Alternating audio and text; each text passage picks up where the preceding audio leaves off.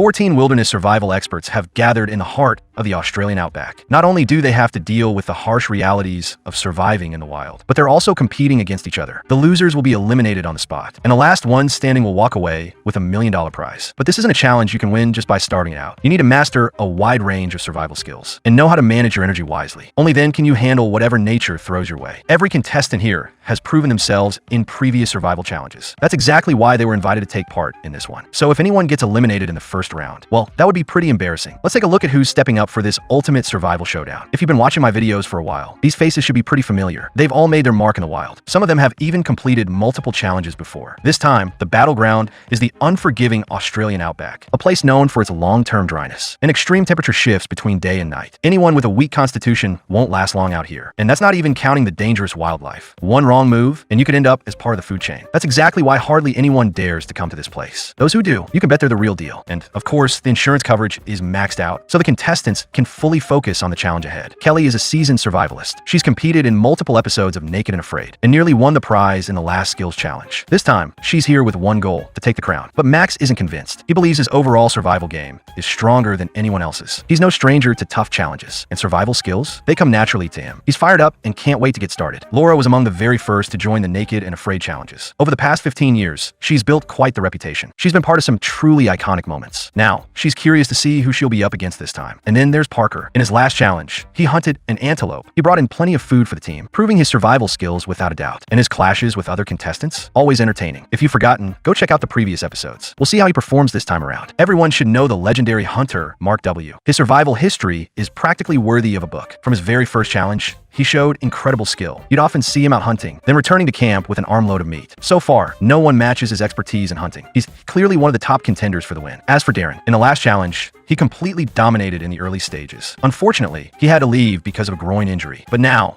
after time to recover and train, he's definitely back stronger than before. We won't go into detail about every other contestant. You can check out their past performances for yourself. Most of them have had solid showings in previous challenges. Some of them, let's just say, really know how to stir things up. The producers love players who bring drama and excitement. Right now, they're still adjusting to having clothes on, but that won't last long. The 14 contestants have just arrived at the challenge site. With so many legends gathered in one place, there's bound to be sparks. Some of them have worked together before. Some have had serious clashes. Now's the perfect time to settle those scores. Parker even showed up wearing a hat that says Legend Slayer. That alone tells you just how intense this competition will get. Each contestant is only allowed to bring a fire starter and a scroll. And the first mission is already here. Build a fire by the river. The real test is whether they can keep that fire going while on the move. First things first, they'll have to start a fire. They can use any natural resources nearby, but the fire must be ringed with stones. Then they have to strike the fire starter to spark a flame, and finally build a raft using wood and bark, float it to the middle of the river, and ignite the fire pile there. Sounds pretty simple, right? For these veterans, it's not exactly rocket science, but speed is everything. As per tradition, contestants are split into men's and women's groups. Whoever finishes first in each group gets first pick of the survival tools. But here's the catch. The bottom two from each group will be thrown into an elimination duel on day 2. The loser? Sent home just like that. Tension instantly skyrockets. No one wants to be the first to leave. Once they strip off their clothes, the challenge officially begins. The smart ones came lightly dressed for easy removal, but some are fumbling around, clearly regretting not wearing something easier to rip off. As soon as they're undressed, the contestants sprint toward the resource zone. The earlier you arrive, the better your chance of getting quality materials. Laura bolts ahead without even glancing at the terrain. If she falls, it could be a serious injury, not just a bruise. Over on the men's side, things are a bit more civil. The gap between contestants isn't huge. Matt is already scanning for materials. For him, the challenge isn't about starting the fire. It's about finishing first. The area is covered with rocks, so it really tests how well the contestants know their stone types. Best strategy? Grab as many as you can, just in case. The fire-making process mainly relies on friction, scraping the fire starter to produce tiny metal shards that ignite into sparks. If the sparks land properly in the tinder, the flame will catch, even though there are snakes slithering around nearby. Parker isn't fazed at all. He'd rather risk getting bitten than face elimination. Chris is the first to gather all her materials and start trying. A lot of people didn't think much of her before the challenge. They figured her past success was just luck, but she's determined to prove her skill this time. Kara feels the same way. She doesn't want people to doubt her. She knows she has what it takes to win this challenge. Tracy, on the other hand, is strong, but when it comes to teamwork, not so much. She's always clashing with teammates. Let's see if she's improved this time around. Matt is using brute force to strip bark off a tree. 3. Back in his first skills challenge, he was eliminated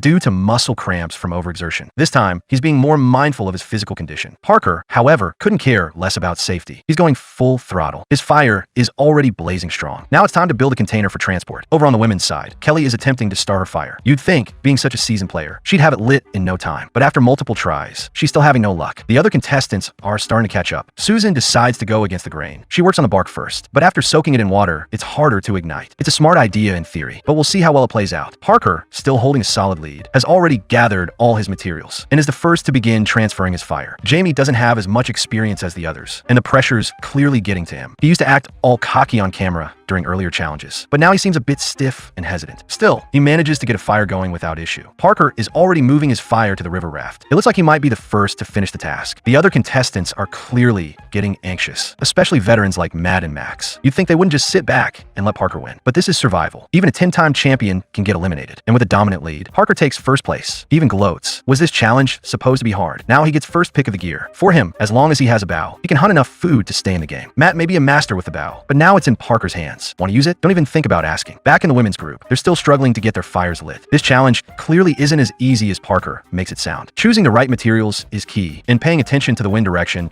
is just as important. If luck's on your side, it can happen fast. And look, someone just got it done. Laura follows close behind. Everyone's gunning for those survival tools. Kayla successfully transfers her fire. Now, she just has to ignite the fire pile, but the flames are getting stronger, so hot they're nearly burning her hands. Laura's transferring her fire too. This race is heating up. The gap between the two was noticeable. But honestly, as long as you finish top 2, you still get a tool. So playing it safe might be the smarter move. But Laura doesn't think that way. She didn't join this challenge to be second. She wants to dominate right from the start, even if her opponent is ahead. As long as the fire's not lit yet, she's not giving up. Unfortunately, she still couldn't overtake Kayla. Kayla claiming first place surprised many. Although Laura was the second to ignite the fire, she still had a shot. If she could swim faster than Kayla during the raft segment, she might just win. You could see the gap was minimal. But in the end, Kayla secured the first spot. She doesn't have much experience with bows, so she chose the safer option, fishing gear. That worked out great for Laura. Her goal from the start was to get the bow for hunting. Over in the men's group, things are tense. Everyone's gunning for the last few tools. Matt knows, the more anxious you get, the harder it becomes to succeed. So he sticks to his pace and handles it methodically. Jamie, despite being the second one to start fire, spent too much time on the second phase. Luckily for him, others were still struggling just to get a spark. That gave him some breathing room. Soon, he carried his flame and lit up the fire pile, and you could see the joy all over his face. At least now, he has fishing tools. He's not feeling inferior at all anymore. In his mind, he's no longer the underdog. He's the one to beat. Things are starting to get real interesting. But who's going to crash and burn? Susan came in third with her fire task, just as she finished. Chris finally managed to ignite her own. The rest are still grinding away, struggling with the basics. Back to Matt. He just lit his fire and is now preparing to build his mini raft. Darren managed to light his fire and caught up. Max followed closely behind. Only Trent and Jermaine were still struggling to ignite theirs. But the gap wasn't huge. Each one was laser focused on their own task. Matt was the first to break the deadlock, starting the transfer of his fire. Darren immediately got up to follow. At first, they thought it'd just be a swim across, but Matt's flame began to shrink rapidly. By the time he reached the firewood pile, his fire was completely out. Talk about a crushing moment. He had no choice but to head back and gather materials all over again. Darren saw what happened and quickly adjusted his strategy. Better to take a little longer than to end up like Matt. After all, the tools were already gone. His only goal now was simple. Don't be in the bottom 2. Max took advantage of the chaos and pulled ahead. Matt, frustrated, had no choice but to swim back. You could see he was visibly shaken. This challenge can turn on a dime. 1 second you're leading, the next you're starting over. Max, however, managed to pull it off just in time, completing the challenge without a hitch. Matt was still reeling from his earlier failure. His mind all over the place. He kept replaying it in his head. How could it have gone so wrong? Trent noticed Matt starting from scratch, and oddly, that calmed him down. No need to rush. One misstep and it's over. Meanwhile, Darren successfully reignited his flame and made his way back into the water. This time, smooth as butter. He reached the firewood and got it blazing. At this point, all that mattered to him was staying out of the elimination round. Back in the women's group, Chris tried to move her flame, but it was burning way too hot. She needed to find a new container to hold it safely. Kelly? No clue what went wrong. She gave up on fixing it and started all over again. She refused to believe she'd failed twice in a row. As for Trish, she never expected things to be this hard. Her last challenge had gone relatively smooth, but this time, it was a whole new level. Could it be that she's just getting worse? Trish was clearly panicking. Chris, on the other hand, believed she still had the upper hand. As long as she didn't mess up in a rush, she knew she could pull it off. Staying calm was key. Her strategy? Make the torch a little thicker so that once she hit the water, she could move quickly enough to avoid getting burned. Smart thinking. And sure enough, before the flame burned out completely, she made it to the firewood and lit it up. What a tough win. And this was just the first challenge. They were already exhausted. The real question now, who's going to end up in the elimination round? Kelly managed to light her fire just in time. Only one safe spot left. The pressure? Insane. She quickly moved the fire into her container. All she had to do was ignite the firewood, and she'd be safe. Meanwhile, the other two still hadn't even started their flame. flames. The gap? Huge, but Kelly didn't let her guard down. She focused completely on her task. Only when the flames caught did she finally exhale. This meant one thing. Trish and Kara were headed to the elimination round. Neither of them saw it coming, facing danger right out of the gate. It was nothing like they imagined. You could see the disappointment all over their faces. Back in the men's group, things were heating up even more. Jermaine managed to pull off a surprise comeback, being the first to ignite his flame. He raced toward the firewood as fast as he could, but in his rush, the flame died halfway. Matt saw it and finally breathed a little easier. He found a better container this time. No way was he making the same mistake twice. He focused completely on the fire transfer. This time, he built a hotter flame, planning to let it float steadily across the water. The only problem? He hadn't even reached the shore yet. Both of Matt's hands were burning like crazy. You could even see blisters forming on his skin. Wow, a burn on the very first day. How's he going to handle the next challenge now? Grimacing through the pain, he dove back into the water to swim across. Jamie was desperately clinging to a tiny flame, tried to ignite his firewood pile. As for Trent, there was no hope. He had just barely lit his fire. So unless the other two totally failed, he was definitely headed for the elimination round. Matt finally reached the firewood, but the flames were so hot, he couldn't even hold them. All he could do was pray the wind would blow the fire over. Jermaine was also struggling to get his fire going, while Trent was in the sprint phase, transferring the fire. Could he really pull off a last-minute comeback against the odds? Watching those two wrestle with the water, Trent started to feel less pressure. He still had a chance to grab the final safe spot. Then, just when everyone thought the upset was coming, Jermaine's firewood suddenly burst into flames. Man, nothing certain until the very last second. Trent's mind completely collapsed. He watched Jermaine rush to shore, sealing his victory. Though Trent also got his fire lit, it was already too late. Nobody expected this. Matt was already in the elimination round right at the start. Is this really the Matt we know? The players who earned tools were sent to different zones, while their teammates waited according to finishing order. Just like previous challenges, tools will be dropped near the camp, and players had to rely on their own skill to find and claim them. Of course, swapping tools between groups was also an option. Parker was curious who'd end up teaming with the first place finisher. On the way, he spotted a huge snake. If Parker hadn't been in such a rush to reach the camp, he probably would have stopped to take care of that snake first. Hopefully, he'd run into it again later on. Before long, Parker arrived at the camp. The production team had provided kangaroo skins for warmth and jars for boiling water. He was feeling pretty good about that. Chris didn't expect to be teamed up with Parker. They had only seen each other on TV before. It was their first time working together, and nobody knew what kind of chemistry they'd have. Parker kept boasting about his first place finish, which rubbed Chris the wrong way a bit. Laura also arrived smoothly at the camp. The surroundings looked promising, a good spot for fishing. Her teammate Max showed up too. They weren't strangers. They had worked together many times before. Back in the day, they could endure anything until the end. But this was an individual challenge, so short-term cooperation was fine. Though long-term it might be tough once they became rivals. No matter what, the priority was to set up camp first. They planned to build a fire pit here, because without a fire at night, getting attacked by nearby snakes wouldn't be surprising. When Kayla arrived at the camp, Darlin happened to run into her, with fishing gear in hand. They were confident they could fill their stomachs. Darlin didn't know Kayla well, but defeating Laura proved Kayla wasn't weak. They also noticed snakes lurking nearby, and these were big ones. No matter what, they intended to catch and roast them. The losers would be forced to form a small group and camp in the farthest, harshest place, a desert completely uninhabitable for humans. On top of that, tomorrow's elimination round still awaited. Everyone's spirits were really low. Tracy didn't expect Matt to show up. His strength was obvious to all. It felt like they could just announce Trent's elimination early. With Matt's hand burned, there was no way it would heal quickly, so who'd actually go home was still uncertain. The medics rushed over to treat him urgently. At this point, even making a fist was painful. If Matt got eliminated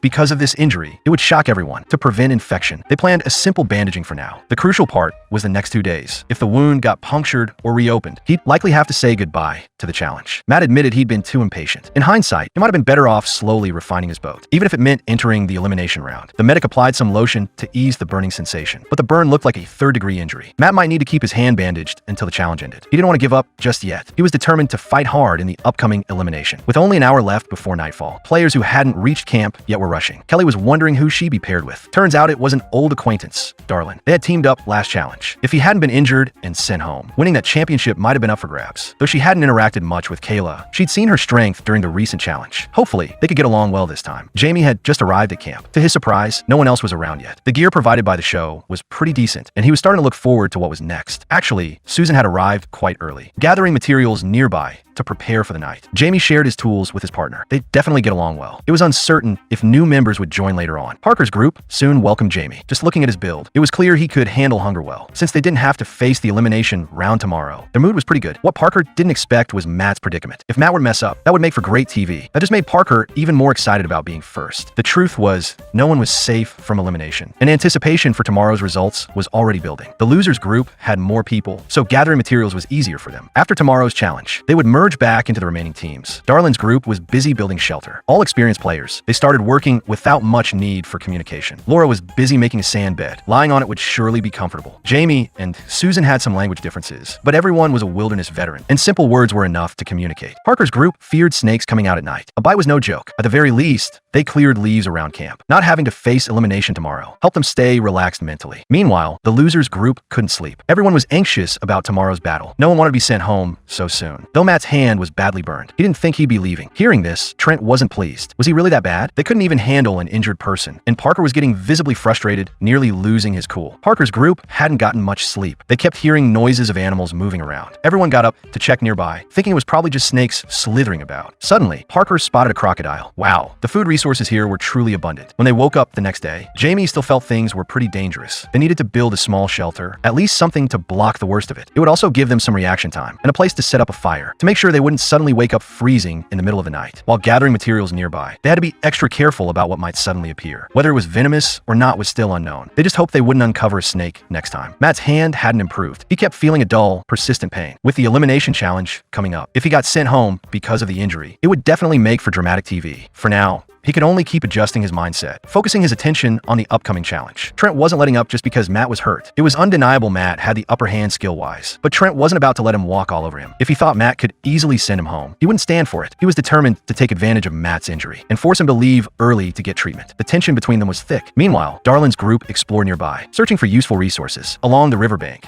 they found signs of crocodiles. If they had a big fish hook, they could try setting traps to catch something. As everyone knew, the area was full of snakes. They blended perfectly with the environment's colors. If you don't pay close attention, it's easy to accidentally step on a snake and get bitten. Fortunately, their partners were all experienced players, so there was little chance of serious accidents. As teammates, that made cooperation pretty reassuring. But if they became competitors, that would be a whole different headache. Every contestant, when facing challenges, would unleash incredible energy. This wasn't just a game of enduring hunger to win. The area was rich in food resources. They could dig up mussels to use as bait, confident they could fill their stomachs by fishing. Using fishing gear was definitely more reliable than hunting with bows and arrows. A steady source of food for the team over the long haul. Jamie's plan was to fish as well. He didn't bother adding bait to the hook, just cast it directly into the water. Meanwhile, Susan was busy gathering materials. Some might wonder why Jamie wasn't chopping trees. He was strong after all, and wouldn't that be easier? Partly it was because the fishing gear was his, and partly because this was only a temporary alliance. Only one person could win the prize money, so they wanted to conserve their own energy wherever possible. You could say Jamie understood the competitive game well. Parker's job today was to search for food and to scout spots suitable for hunting crocodiles. Things went smoother than expected for Jamie. He soon had a fish bite the line. Slowly pulling it in, he caught a fish without much trouble. Parker, attracted by the noise, caught Susan off guard, so she told Jamie to keep quiet. No way could they reveal their food spot. When Parker saw them hiding, he was a bit baffled. It's just a fish, why hide? He figured once he caught a crocodile, he'd drag it back to show off. Though Jamie's strength was somewhat surprising, his skills were even more so. But for Jamie, he didn't feel much of a threat from Parker at all. Such a dismissive attitude really rubbed Jamie the wrong way. He was itching to send Parker home in the next challenge. After all, Parker only took first place yesterday. He wasn't the champion yet, so there was no reason to act so cocky. There was still a long way to go before the challenge ended, and nobody knew who would be laughing last. Since Parker came over here, it also meant his team was nearby. That wasn't exactly good news. Resource conflicts could spark at any moment. They had to be ready for that. After a brief chat with Jamie and Susan, Parker quickly went back to camp to talk with his teammates. Their camps were close, and if they could cooperate, that would be ideal. Susan wasn't too fond of Parker, worried he might send people to steal their fishing gear, so it was best to have someone stay behind and guard the camp. No matter what Parker planned, Jamie was confident he could handle it. That gave everyone a huge sense of security. Susan thought having a teammate like this is a blessing. They cleaned and prepared the fish they caught. Starting day 2 with meat on the table lifted everyone's spirits. Don't be fooled by the blackened skin. Inside, the flesh was white and tender, smelling delicious. They were ready for whatever challenge lay ahead. Max explored along the creek, collecting as many mussels as possible to bring back. Laura headed out to hunt. Early on, nobody usually succeeds at hunting. If everyone could start with grilled meat, what's the point of the challenge? Laura found wild boar droppings on the ground. With a little more time, she was confident she could catch one to bring back. Darlin's group was fishing too. They expected it to take a long time, but suddenly, wow, the catch was huge, enough to feed everyone well. Kayla's skills earned everyone's respect. She might not win the prize, but she would definitely last far in the challenge. When Kayla arrived, she wasn't very confident, but after taking first place yesterday, and now catching fish, she was feeling great. They put the fish on the fire to roast. The aroma was incredible. If only the prize wasn't just for one person. Their team could live here comfortably for a long time. To ensure the contestants' safety, the production team brought in professional survival experts. This area had many venomous snakes, several known to actively attack humans. The experts showed some common snake species and explained their habits, advising everyone not to provoke them if possible. Staying safe was priority number one. If bitten,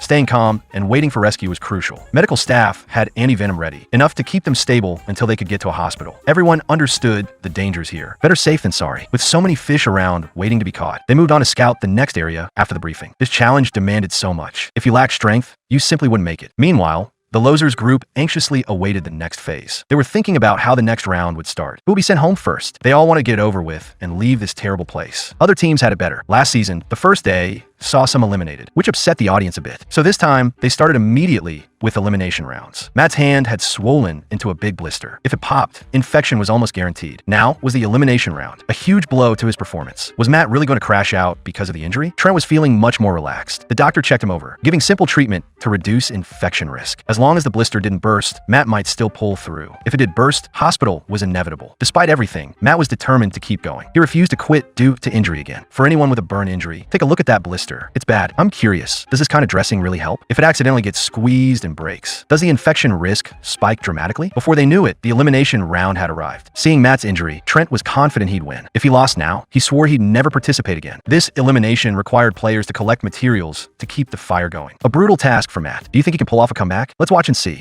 This is the most arrogant player I have ever seen. Snatch fishing gear directly in front of others. Don't forget to emphasize that it was picked up by oneself. Afterwards, I used this fishing gear to go fishing. This shout really ruined the popularity. What's even worse is deliberately provoking in front of the camera, relying on this stolen fishing gear. Their group directly achieved the freedom to grill fish. I was so satisfied with the meal. When bored, they still go to the victim's place to express their gratitude. Could you bear it if it were you? The knockout stage is finally about to start. Friends who have witnessed forest fires all know. The fire can be contained by burning a line of defense. This challenge is not difficult. It's just to see who can light the grass thread first. And it burned to the signal tower. The loser will be eliminated directly. Which two people do you think will go home? The camera pans, and they have already begun to collect materials. In view of yesterday's performance, collect as much material as possible. The fire needs to be stronger to get through. Fill in the vacant parts of the grass line. Matt's hand is injured. It will also affect efficiency to some extent. Trent felt that he was steady. I really can't think of how to lose. I walk with great energy. Tracy intends to take away all the surrounding materials. When Carla realized that there weren't enough materials, I can't even collect some more. Just as imagined, Carla was completely immersed in the challenge. All I want is to fill the vacancy as soon as possible. There will surely be no problem making a fire later. Matt endured the pain to take on the challenge. Try to minimize the use of the left hand. For now, the speed is still slightly faster than that of the next door. In fact, yesterday's challenge to Matt was the third one to light the fire. Unfortunately, it went out halfway and my hand was burned later. If I'm going home today, I really can't accept it myself. Tracy and Carla are both concentrating on the work at hand. The person who succeeds in making a fire first, there's a considerable chance of taking on the challenge. The challenge yesterday was that I wasn't well prepared in the early stage. This has led to the fact that it has never been ignited. Tracy thought yesterday was just an accident. I often succeed in making fires in the wild by myself. This time we are well prepared and won't repeat the same mistakes. Matt has begun to try making a fire here. His hand seriously hindered himself. Every time I click, I'm afraid the blisters will burst. You can only hold down the igniter to try to make a fire. The effect is even worse than imagined. I originally thought Matt was going to get completely cold. Unexpectedly, flames burst out suddenly. This really stunned Trent next door. How could it be a little faster than myself? Is it really okay if that hand is injured? Anyway, both of them managed to light it up smoothly. Next, let's see how to burn it up quickly. Trent imitated Matt and fanned himself with his fur. It can also make the fire spread faster to some extent. It's a bit tiring to keep doing this all the time. Carla thinks it's really difficult to make a fire here. I tried many times yesterday but failed. It dealt a considerable blow to confidence. Fortunately, the fire was reignited today. It all depends on whether Tracy can be sent home. Matt and Trent can be said to be evenly matched. It is still not clear who will win at present. I want to make the fire grow larger and larger. One can only keep fanning oneself on the side. Plus, the temperature is already high. Sweat kept coming out of my body, and Matt could only wave with one hand. Now I feel numb and tired. One can only grit one's teeth and keep working hard. He doesn't want to go home and rest the next day. Carla adopted a guiding approach.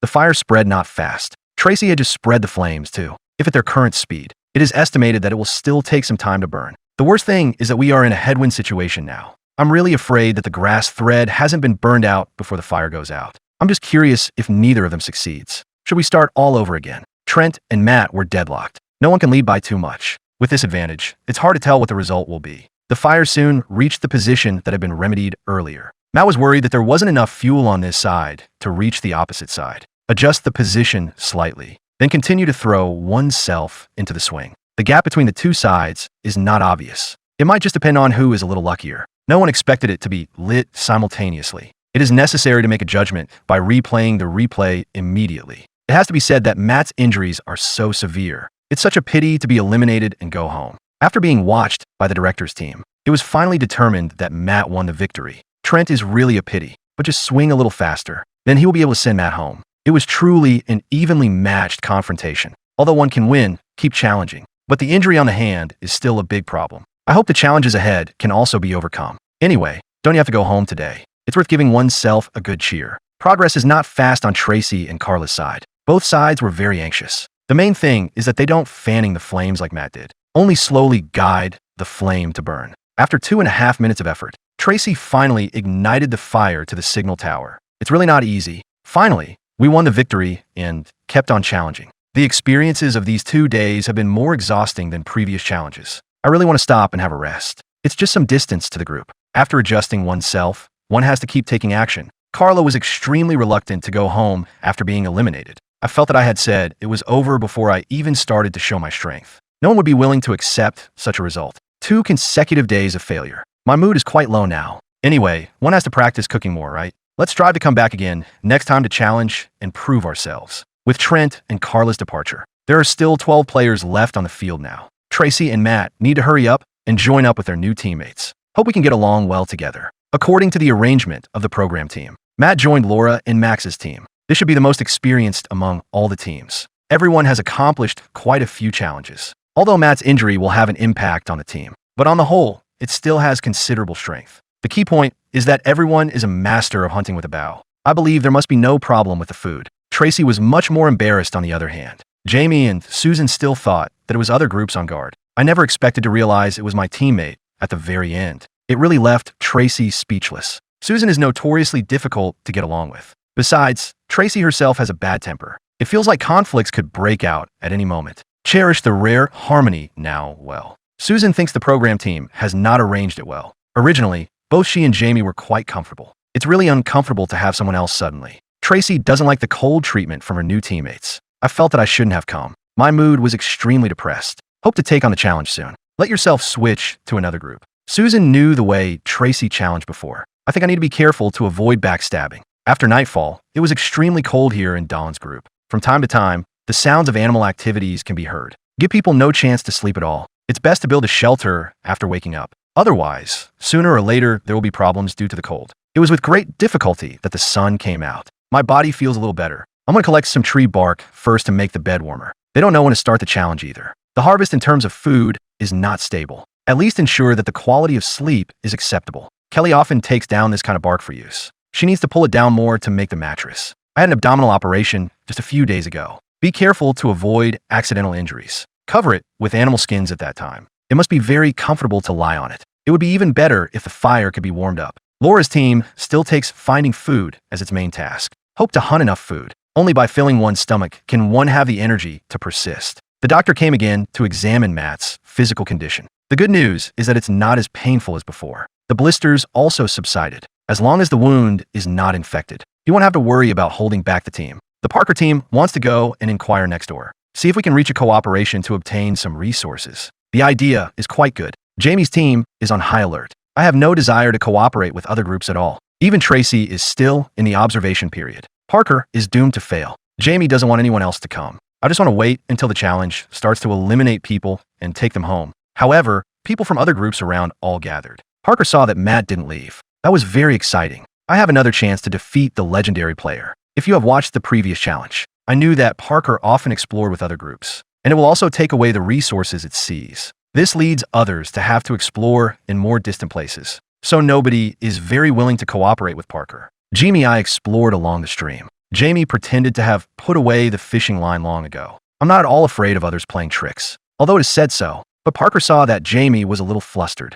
He knew there must be something here. Rush over to check immediately. Good grief. Just take the fishing line away right in front of Jamie like this. Jamie was extremely angry. Parker thought that since the program team allowed it, then it's quite reasonable for him to take off the fishing line. I just don't know what will happen to Jamie next. Tracy was gloating over there. I think Jamie is just naive. Do you really think Parker was just saying it, constantly trying to make Jamie cause trouble for Parker? It would be best if both of them were eliminated. Jamie smiled and said it didn't matter, but it could be seen from his eyes that he was trying hard to restrain himself. If it's not someone from the program team nearby, it seems that a fight has already started just now. Both Matt and Max think Parker is immoral. Such behavior narrows the path. If he continues like this, one can never become a legend in a lifetime. Parker doesn't think he is wrong. Is being able to catch fish to eat more important than anything else? Got one? Yes! The teammates saw that there would be meat to eat later. I think Parker is really a little smart guy. Jamie was even angrier when he heard the cheers. Parker still didn't forget to thank Jamie in front of the camera. Thank you, Jamie. Chris said that she wouldn't steal anyway. That fish tastes without any psychological burden at all. Parker's behavior made what was originally a pure challenge different. He is still smug about it. Share the food happily with your teammates. The mood is extremely good. The challenge has reached the 4th day. The program team is going to give everyone benefits. Tools will be placed in 3 places. Anyway, it's first come, first served. If all of these can be taken down, there should be no problem getting through the whole process. All the contestants gathered together. Parker still didn't forget to provoke Jamie. I really want to send him home earlier. The program team has marked the route. Everyone can obtain any resource they want. It all depends on what everyone focuses more on. There's an umbrella rope 25 meters long. There's also a large piece of bull skin for warmth. Finally, there are the bows and arrows used for hunting. Everyone can only choose one of them. Skills challenges will be needed then. Only the winner can obtain the tools. Theoretically, all 3 people in the group won. Then all these resources will be secured. That was a huge improvement for the team. Everyone is thinking about how to choose the best, judging from the current situation, except that Jamie's fishing line was stolen. The other groups all obtained the tools for food, so more emphasis will be placed on the rope and the bull skin. After 2.5 minutes of discussion, all act immediately. Most people choose ropes and bull skins. I just didn't expect that Max would choose a bow and arrow. The most intense one is the battle for the rope. Other groups all sent 2 people to take on the challenge. Only Parker himself came and had a try. This place mainly tests the contestants' mastery of ropes and hooks. Suitable materials need to be found to make hooks. Then multiple strands of rope still have to be woven. At least 10 meters are needed to hook the rope, and make sure it is in good condition after use. Everyone understands clearly. Take action immediately. Basically, it is one person who collects the straw weaving ropes. The other one is responsible for handling the hook. Experienced players like Matt and Laura. The hook can be chopped off casually and it's done. It will be much faster for 2 people to weave ropes together to ensure that the rope does not break suddenly. The best way is by tying knots. It will be much faster than direct weaving. Only by first securing a position can one do so.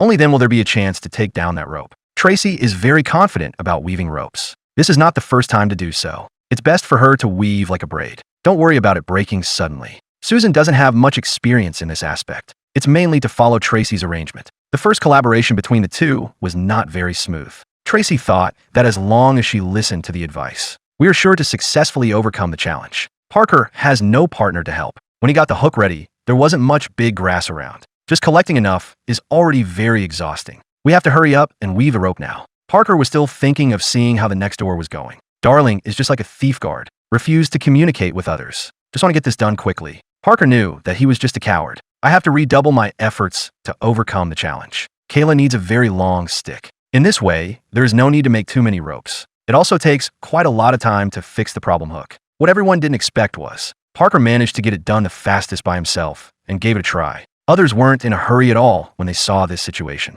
just because Parker's hook was very small and the rope was also very fragile. Matt said straightforwardly that he could remove the rope at the bottom. Withdraw from the challenge directly by yourself. However, in the next second, Parker hooked the rope. Unfortunately, it couldn't be controlled smoothly. Even the hook rope of one's own home fell down. Fortunately, it was just a false alarm for the other groups. Even if it's not enough, the speed of weaving the rope has to be increased. Max will be much more relaxed. Anyway, I'll come alone. This challenge bag can be held and pinched by hand. It can be seen that the bow and arrow are in the spider web of the tree. A ladder needs to be made to go up and down. Be careful of the spiders inside. If bitten, one could be carried directly to the hospital. It will be best to get a torch and smoke it to break the spider web. After 2.5 minutes of simple thinking, has Max figured out how to complete the challenge? Collect the required materials first. Fortunately, no one came to compete this time. You can take on the challenge at your own pace. Want the ladder to be firm and safe, in addition to ensuring that the trees are strong enough. More ropes still need to be woven and tied up. I'm just afraid that the ladder might suddenly not be able to bear it and crack. The challenge on the bull skin side is no easy feat either. Contestants need to make containers and fetch water from a stream to bring back. The player who fills it up first will get the bull skin, if there's this thing wrapped around the body. No longer fear the cold at night. In order to avoid the contestants, something happened after being exposed to the sun for a long time. So it is mandatory to smear cow dung on the body. After a brief moment of doubt about life, everyone rushed over immediately to snatch the manure. Jamie was leading the way. Those who don't know would think they were going to snatch something to eat. It just smeared some cow dung. Just consider it as stinky mud. The smoke made them feel a little uncomfortable. Jamie and Kelly finished wiping and went over to make containers. Jamie thought it was to draw water from this animal skin. Put some leaves inside to increase the stability. It looks very rudimentary. Are you sure you can really get water? Jamie tried to pick it up and have a look. The water leaked out in less than 2 seconds. It's really too simple to think of this challenge. Kelly is going to pull down the bark. Then it is slightly processed to become a container for fetching water. After all, water has to be transported back and forth to fill the pot. Chris and Germ have a great advantage. One should try to transport as much as possible at one time by oneself. The main idea was to layer and stack the bark and sew it up around with ropes. It is also necessary to add a layer of animal skin for waterproofing. Jamie has Chris's help on her side. The two decided to have a big one. Maximize the advantage of the number of people. Wrap the water directly with animal skins, thinking that it would surely work if it were transported more than 10 times. It can be said that they have no skills at all. The entire process was dominated by physical strength and the number of people involved. It has to be said that transporting water is really time-consuming. Do you all think they can do it? Jamie originally wanted to optimize the container. See Jamie transporting water like this. I also followed suit and fetched water myself. The program team probably didn't even expect it. A good challenge can turn into a competition of endurance. Only Kelly makes containers honestly. Just see if this can help her kill the game. For now, Jamie is the least promising. He also knows how fast he can run. None of them could be faster than Jerome and Chris. Rather than wasting time and energy, it would be better to help teammates in the past. See if the rope can be taken down. I think it would be better to strive for bows and arrows. Jamie was seen running over very soon. Susan felt that the pressure was not so great in an instant. It's just that Jamie smells a bit strong. It almost made people cry from the smoke. Laura and Matt are about to finish the rope hooking here. It seems to be much more solid. There is more hope of being able to hook the rope. Run to the cave at once and have a try. The rest of the people were watching how they operated. The hook soon came to the rope. Keep adjusting the direction to approach the goal. Soon the hook touched the rope and lifted it up. The whole time, I didn't even dare to catch my breath. Fortunately, no accident happened. The two were finally able to breathe a sigh of relief. Seeing this, the others also stopped. Laura and Matt are still celebrating there. Parker went to Max immediately to try his luck. Jamie and Chris took turns carrying water. The effect is even better than imagined. Especially now, the animal skins are soaked thoroughly. Then it can hold more water. Although Kelly said she had tools available. But the problem is that the other party has many people and acts quickly. Unless more water can be transported at one time. Otherwise, it will be very difficult to overtake them. Now I really wish my teammates could come and help quickly. It has to be said that their endurance is really good. After so many trips of transportation, the speed has actually become even faster. Jamie poured this bag of water into the pot. It overflowed directly. Jerome was finally able to breathe a sigh of relief. This made Chris extremely happy. It is covered with bull skin at night. There is no need to worry about waking up cold anymore. Moreover, the expanded area is very large. It's no problem for 3 people to use it together. Now only Max's side hasn't completed the challenge. The ladder wasn't ready when Parker arrived. He felt that he could do it again. Start collecting materials to make the ladder immediately. Hope my teammates will come to help. Jamie and Chris are extremely tired. It cannot be rushed there the first time. Max prepared for the preparatory work for a long time. It's definitely much better than Parker's. Next, just light the fire. Then he can climb up the ladder to obtain the bow and arrow. Darling and Kayla have come, although it has fallen far behind, but still want to make an effort. Chris came running at full speed. Parker felt there was hope of getting the bow and arrow. Max was very anxious to see more and more people. Fortunately, Laura and Matt came to help in time. The ladder here has been almost completed. It just so happened that Laura could come and make a fire. They felt that winning was within reach. Doesn't Jamie's group have any tools at present? This bow and arrow is the last chance. A ladder of at least 4 meters is needed. Everyone else has almost finished manufacturing it. They have just begun. The progress is far behind. No matter how powerful Jamie's group is, they can't overtake them, can they? Moreover, they discussed while collecting materials. There is no standard for how to make a ladder. The cooperation and communication between each other are extremely poor. The materials collected by Parker are all relatively fine. It is a question whether the manufactured ladder can withstand the load. I have no idea what's going on with Jamie either. He hasn't been seen so far. Hope nothing unexpected happened. The efficiency of the Darling team is very high. The general framework of the ladder has been set up. The next step is to adjust the details. The ladders on Max and Matt's side are about the same. Are they discussing how to make adjustments to be safer? Manufactured in accordance with the initial conception, it is particularly prone to horizontal bar sliding. It is planned to add Y-shaped rods to provide additional support, although it will consume a little more time and energy, but still better than breaking suddenly halfway up. Everyone threw themselves into the challenge. One more resource means one more chance of winning. At present, only Laura is trying to make a fire. There's a serious suspicion that someone else didn't read the rules. It would be much better to divide the work like they do. Now all that is needed is to keep the fire going, and just make the torches and wait. Max collected a lot of materials in the early stage. Plus Matt and Laura came to help. It's enough for them to get a torch out. This time, long tree trunks will be adopted. Cut it in the middle and put the firewool inside. This is sure to melt the spider web. It will only take a little more time to get it done according to this progress. The situation on Jamie's side is really bad enough. The ladder hasn't even been framed properly.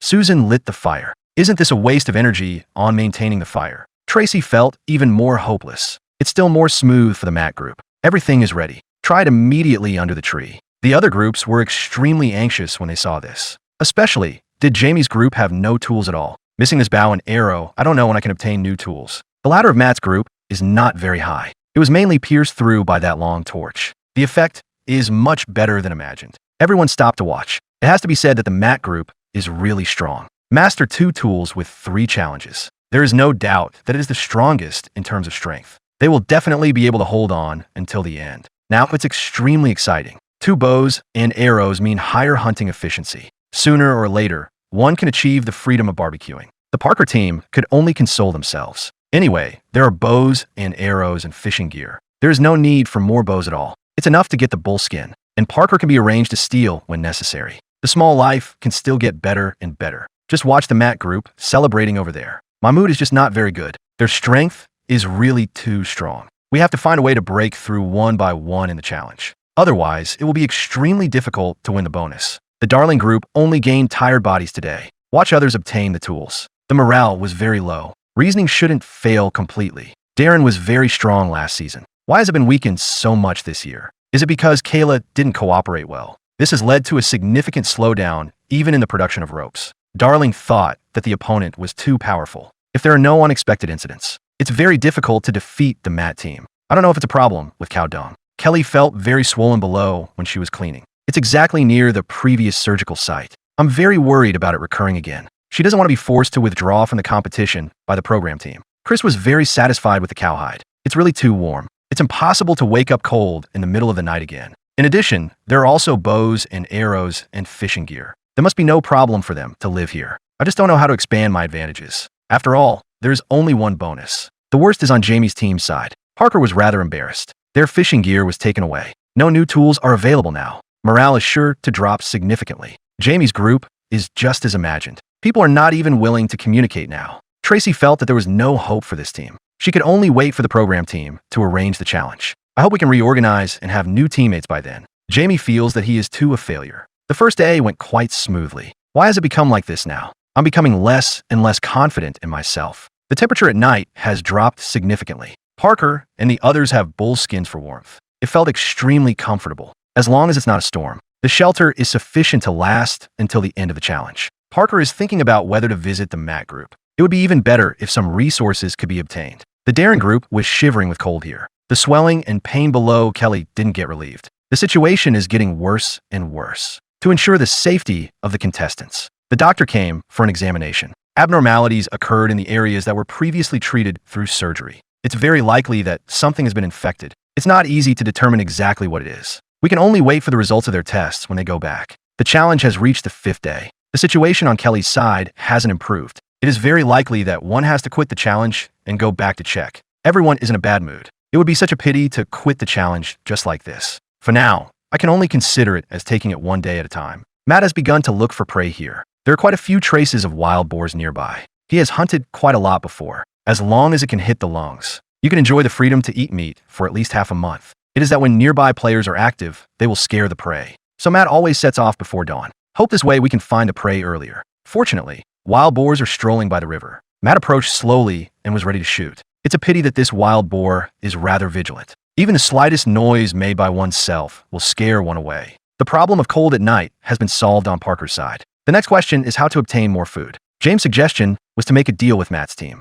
Catch more fish to exchange for tools. Of course, if all else fails, just send Parker to get it. Anyway, it won't cost anything if we go and have a chat first. There are no fishing gear available on the Matt group. So many fish around have been wasted in vain. Going hungry every day is not a solution either. Thinking about whether to exchange the bow and arrow for fishing gear. It just so happened that Jimmy I came here to communicate. He hopes to exchange with fish meat. Matt is very disdainful of thieves. Jamie turned red instantly. Indicate that one is not a thief. It's just something stolen by a thief, and the behaviors allowed by the program team. I hope you understand. Matt has no favorable impression of them at all. Challenge pure wilderness survival skills. It turns into a test of human nature full of deception and intrigue. Anyway, I'm not going to eat it myself. What does Chris's quibbling have to do with her? It was all stolen by Parker. But the problem is that their group all ate the fish that Parker caught. Anyway, Matt labeled the Parker team as thieves. The two sides parted on bad terms. Chris thinks the program team allows it. Then they should respect the challenge rules, rather than moral coercion there. Would you steal something from others if it were you? James doesn't want to say much. Just want to catch more fish. Is being able to fill one's stomach more important than anything else? I found a relatively good place to try. Fishing is easier than imagined. He really wants to show it to Matt. What happened to the stolen fishing gear? Anyway, it can fill the stomach. Isn't it better than Matt? The fish came up one after another. As long as you seize the opportunity well, it's really something that anyone who comes can catch. It is completely impossible for the situation of the Air Force to occur. Parker saw that there was fish to eat today. The mood is wonderful. Jerome even said straightforwardly that you don't steal anything. That means there is no effort at all. Such astonishing words. Jamie was extremely angry when he heard that. They caught fish with stolen fishing gear. There's also the need to show off and mock right in front of you. But if it were a more irritable player, it seems that a life and death struggle in the wilderness is about to unfold. Jamie's group was standing right where they had just caught fish. Even fishing without fishing gear. Also stay here and have a try. Jamie could only mislead them to the next door with words. Anyway, the fishing hole cannot be discovered. Unexpectedly, Susan still thought it was a genuine expression of gratitude. Good grief. Everyone has been bullied like this. Are you still thinking of getting along well with your neighbor? I really don't understand what they are thinking. The Darling group can only collect berries to eat here. It's just that no matter how much you eat, it won't fill your stomach. It's just a little to satisfy my craving. Kelly's condition has not improved. As time goes by, she can't stand the pain any longer. Call the doctor to come and have a look. Such a bad situation. It can only be taken to the tent for detailed examination. The next step is to wait for the test results. The challenge has reached the 6th day. The program team has started to arrange challenges again. First, gather by the river and wait for instructions. They didn't see Kelly's figure. Just when everyone was wondering what was going on, Darling said she had been sent for treatment. It turned out that the test report came out just last night. The staff took Kelly away. They don't know exactly what disease it is either. Anyway, the infection is rather critical. It needs to be sent to the hospital for further examination. I never expected to encounter such a thing. Could it really be a problem of cow dung? Kelly took on the challenge after knowing about the operation. It places a very heavy burden on the body. No matter how careful one is, it's impossible to avoid. I had to give up the challenge and go to the hospital. The mood was quite bad. I don't know Kelly's departure. Will it affect the upcoming challenges of the Darling group? Let's wait and see together. What would you do if you met a goat in the wild? Don't even think about it. Just pack it up and take it home. It is very simple to handle. First, pull the fur off. By the way, cut the meat into pieces for processing. Friends who have the means must get a smoking rack. This can not only enable the meat to be stored for a longer time, it can also add a kind of fragrance of trees. One can only imagine how fragrant it is when put in the mouth. Of course, you can also choose to stew rabbits. It tastes extremely delicious. Is there still anyone saying nowadays that one can only starve in the wild? Kelly was forcibly persuaded to leave home not long ago. The remaining people still have to face new challenges. This time the group is going to work together to build spring traps and collect mussels as bait. It can lift at least 30 pounds of logs. After the trap has completed one trigger, the traps still need to be rearranged. The materials are ready by the program team. It all depends on how the contestants handle it. This spring trap can be said to have been made by all the contestants. Like Jerome, she always does it every time she goes to the wild. It is definitely better than others in terms of experience. I'm very confident of being the first to complete the challenge. The reward for the first place is a goat. It's enough to fill 3 people's stomachs. It's really too important for the Matt group. So far, only they haven't eaten the meat. Have you taken that down no matter what? The only second place goes to the rabbit. The last place has nothing at all. And they also have to face the knockout stage. Everyone is thinking of striving for the first place and securing the third. At least don't enter the knockout stage. The other groups were all very excited. It was just that the daring group had few frowning faces. I have mentally prepared myself for the knockout stage in advance. Without further ado, the challenge officially begins. Everyone was charging forward desperately, even if it's just a little bit faster. It's possible that the goat will be taken down by someone. 6 muscles need to be collected now. It was not easy to find in the first place. The contestants are still competing with each other. The scene was quite chaotic. Those who don't know might think it's here to seek gold. In fact, 2 or 3 for each person is enough. The lucky contestants have all been gathered. Seize the time to create the trap. The difference between the two is less than 1 minute.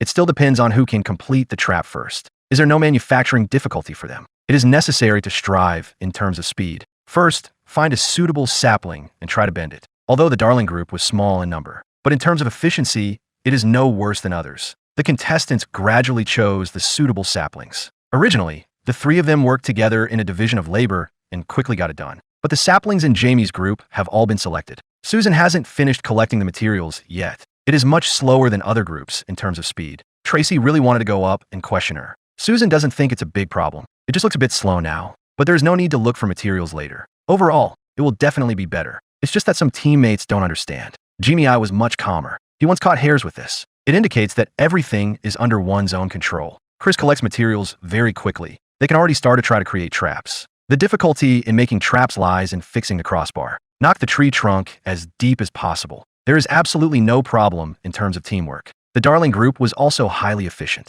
Judging from the current progress, the top 3 should be fine. It all depends on whether the goats can make an effort. Jamie's group had no tacit understanding at all. It is also particularly difficult to communicate. Still haven't decided how to set the trap. Communication is needed at every step. It's hard to even improve efficiency. If it continues like this, they are definitely going to enter the knockout stage. Compare with this side of the mat group. Others picked up the materials and started working. There was not the slightest hesitation. This has been done many times for them. It can be almost done even with eyes closed. Usually, it is necessary to trim the wooden sticks for fixation. The mat team can take off the parachute rope before and bind it. Anyway, as long as it can be touched, that's fine. The trigger lever is the key to connecting and fixing both sides. Make sure of the moment when the prey touches. It can be triggered and caught smoothly. The trap has been completed on Darling's side. It has begun to enter the debugging state. Kayla held down the trap to avoid accidental touches. As soon as Darling adjusts it, put the logs on. As long as the trap can catch this, then they can be regarded as having completed the first time.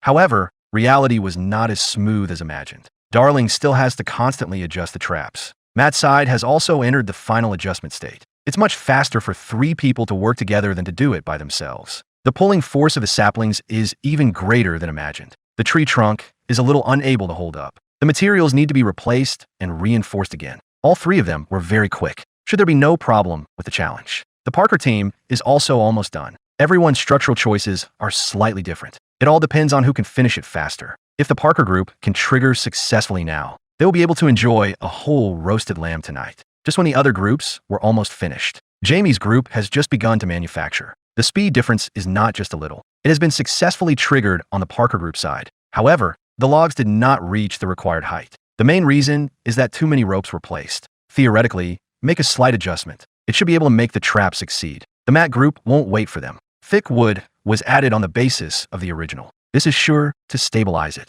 When triggered, the rebound will be sufficient to throw the prey up. There's no need to look much at Jamie's group. There is too much difference in speed, even if they manage to fix the trap with difficulty. But it is completely useless when actually operating. So let's think about what to do in the knockout stage. They had little experience with this to begin with. All kinds of mistakes occurred during manufacturing. I don't think this can succeed in the short term. Look at the Darren group. There are few of them. There is nothing wrong with doing things at all. If Kelly hadn't quit the challenge, they must have dealt with the trap and eaten the meat long ago. After repeated adjustments, how about giving a try now? It's easier to accidentally touch than imagined. It's not difficult to adjust, but it's a bit annoying. In the challenge of racing, any point is processed and adjusted. All of them affect the outcome of the challenge. The reset has been completed on Parker's side. However, when attempting, the rope link came loose directly. Jerome still overestimated herself a little. This challenge is much more difficult than imagined. The mat group has strengthened and adjusted the trap properly. The goat has to be put in the stomach to feel at ease. This side of the trap seems more reliable than others.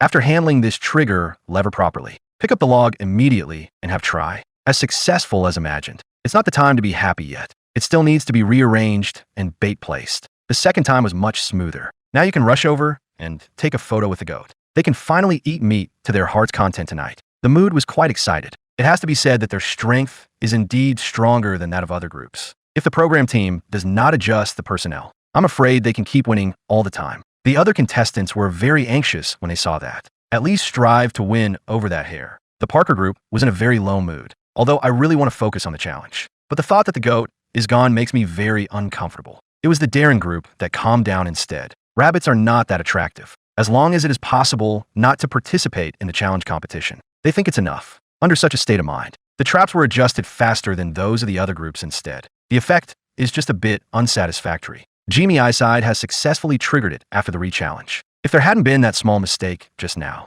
they had taken down the goat long ago. Wild rabbits can still be obtained now. Isn't it better than having nothing at all? Parker was even more excited than a Matt group. Those who don't know might think he is the champion. The group has been able to succeed all the time, as long as it keeps going. It's not a dream to eat and drink well before the final. The remaining two groups were extremely anxious. No one will think of participating in the knockout stage. At present, both sides are just bickering. No one can make the trap work. Perhaps only the Dahlen group is in a better situation. The trap has been successfully adjusted. It all depends on whether it can be done smoothly. I tried 3 times and finally succeeded. Next, all that is needed is to rearrange and place the bait. This can be said to be very easy. It was done almost without taking much time, although the Darren group got nothing. But as long as one does not participate in the knockout stage, then they still have a chance to carry on. The trap hasn't been set up on Tracy's side yet. Only then did she realize that all the people around her had disappeared. This doesn't mean they are completely defeated. Parker was gloating over there again. Jamie and Susan didn't expect the cooperation to be so bad.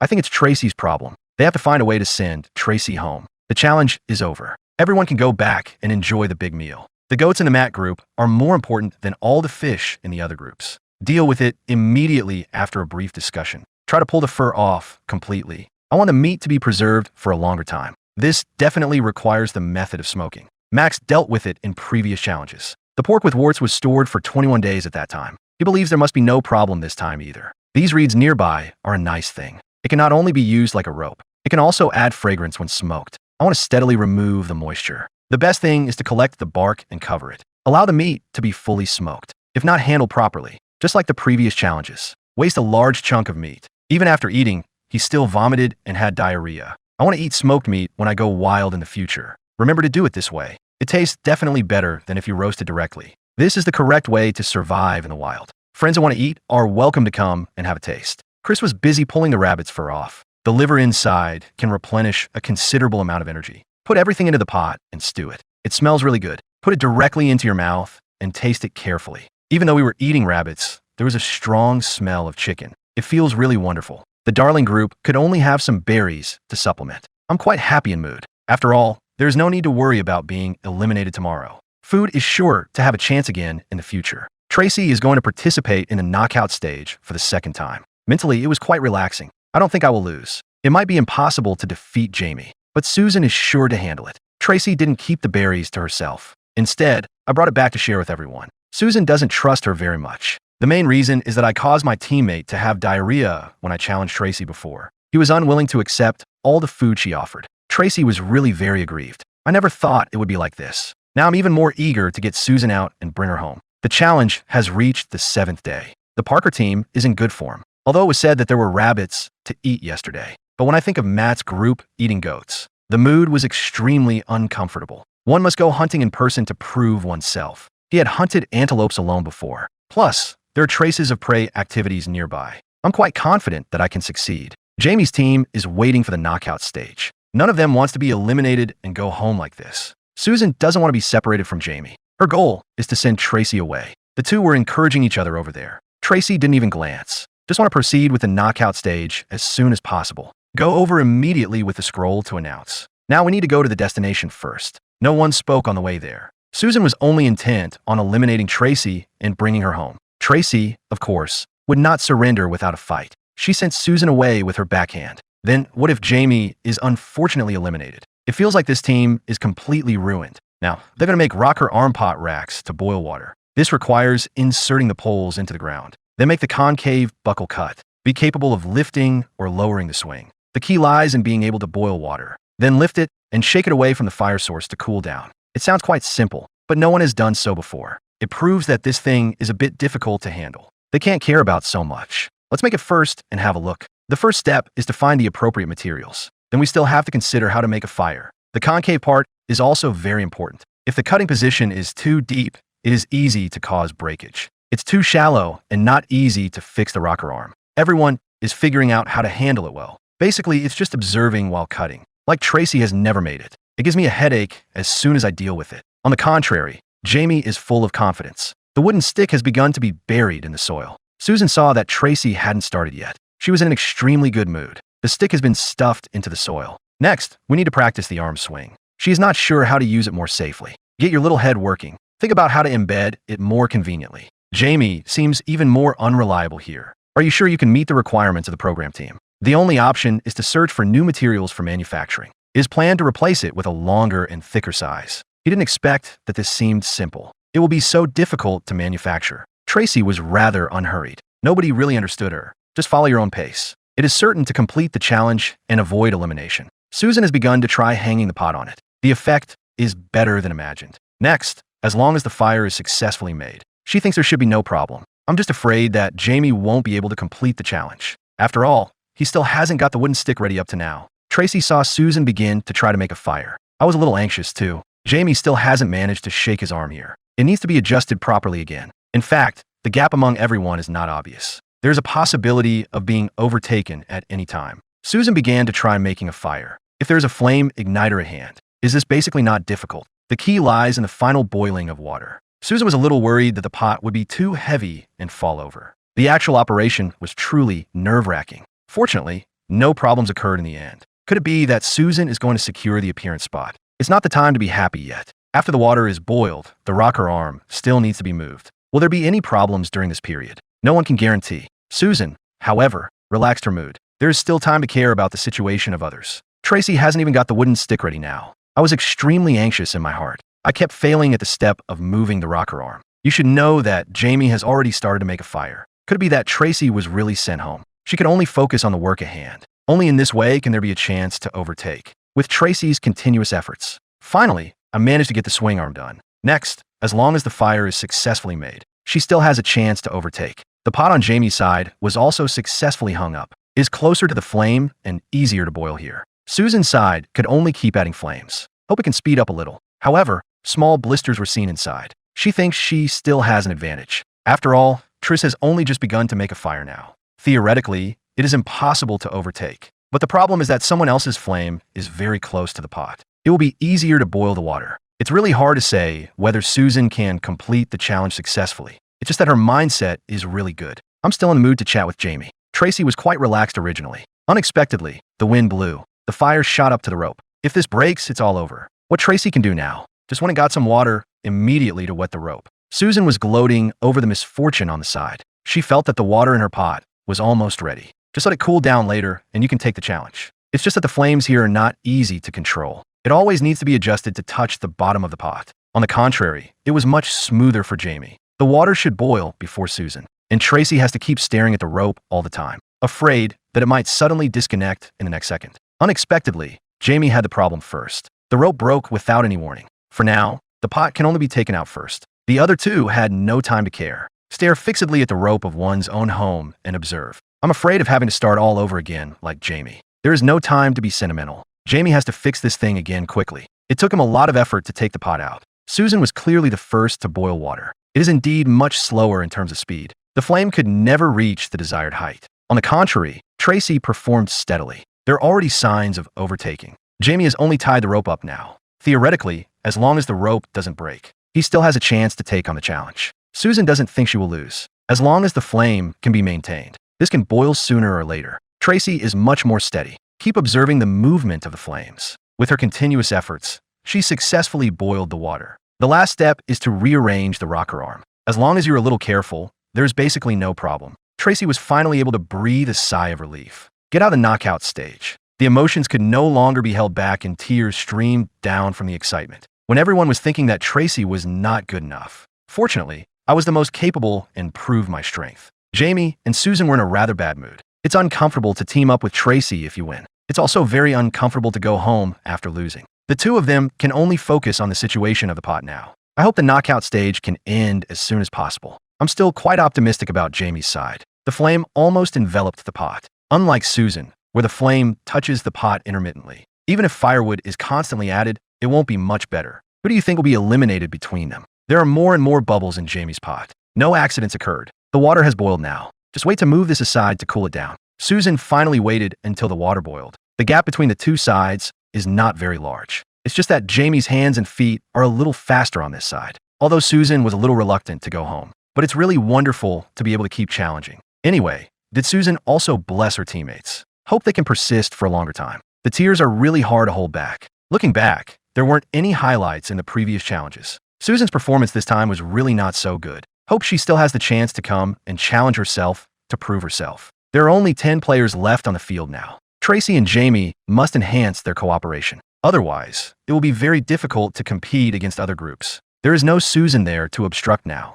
Tracy felt that was much more comfortable. Fortunately, it wasn't Jamie who came home. Otherwise, I would be no different from living alone in the wilderness. The challenge has reached the 8th day. Parker went to fetch water by the stream as soon as he woke up. It was unexpectedly discovered that wild boars were eating there. Returned to the camp immediately to get the weapons. If this piggy could be taken down, they won't have to worry about food and drink for at least a month. Jamie also came out to help. Parker, on the other hand, was observing the wild boar's movements on the side. It's a pity that there's only one bow and arrow. Otherwise, I would have rushed up and tried it long ago. It's better not to engage in close combat. Their bodies were nudged by wild boars. I'm afraid I would have sent it home back then. Jamie moved closer slowly. The wild boar hasn't detected the danger yet. The distance between the two sides is a little far. It will be best to get closer. If one cannot kill with a single shot, I'm afraid it will be very difficult to have such an opportunity next time. The process of hunting is just like this. It is necessary to have enough patience to struggle with the prey.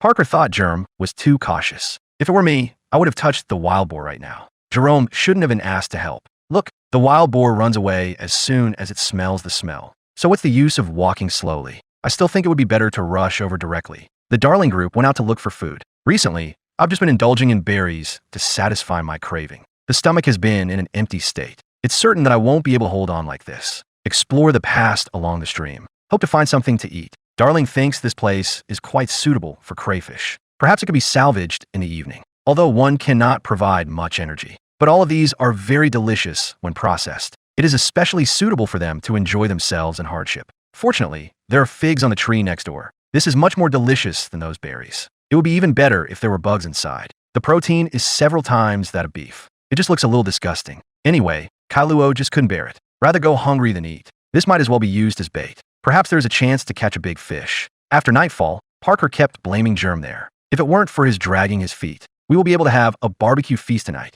The mood was quite bad. I have to do it myself next time. The suggestion is that we all go and look for it together tomorrow. As long as the traces of wild boars can be found, Parker is confident that he can make a comeback. It's not even dawn. Matt and Laura said they were going hunting outside. No wonder they can become legendary players. There was no slackness at all, just because there were goats to eat. They need to further expand their advantages. Having 2 bows and arrows also means be able to act separately to expand the hunting range. They think there is quite an abundance of prey nearby. Especially, there are a large number of warthogs. There is confidence that it can be found through the traces. There are more wild boar footprints here than I imagined. They are not greedy either. As long as one can be caught, that's enough. A particularly obvious path can be seen. Quite a few fallen feathers appeared on the ground. Matt recognized it was an emu at a glance. They look a little like ostriches. It is said that the meat is even more delicious than turkey. He really wants to take it back and have a good taste. Stepping on this place is very likely to be their nest. Neither of them has any problem staying inside. It's a pity that emus don't lay eggs here. Otherwise, one would fill their stomachs. The ingredients here are so abundant. I just don't know when I can get some meat to eat. Jamie and Tracy are also thinking about how to obtain food. The fishing gear was snatched away by Parker at the beginning. They only have this little fishing line left to use. The fish innards were deliberately kept before. Sure enough, quite a few maggots were produced as bait. It's just that this smell is really too bad. It almost threw Tracy up. Enduring the discomfort, I managed to get them up. Look how fresh and lively this is. Hope the fish in the water can come and take a bite. Hardly had he finished speaking when Jamie caught a fish over there. These baits are indeed useful. Tracy also caught fish and brought them up. At that time, some maggots will be cultivated using the internal organs of the fish. Believe that it will surely work if you keep it up. Darling was thinking about how to catch crayfish at night. First of all, it is definitely necessary to have a torch to illuminate. Years of experience told him The trees here must have been gnawed by termites. Removing the empty wood can save a lot of effort. With just a few clicks, a section is completed.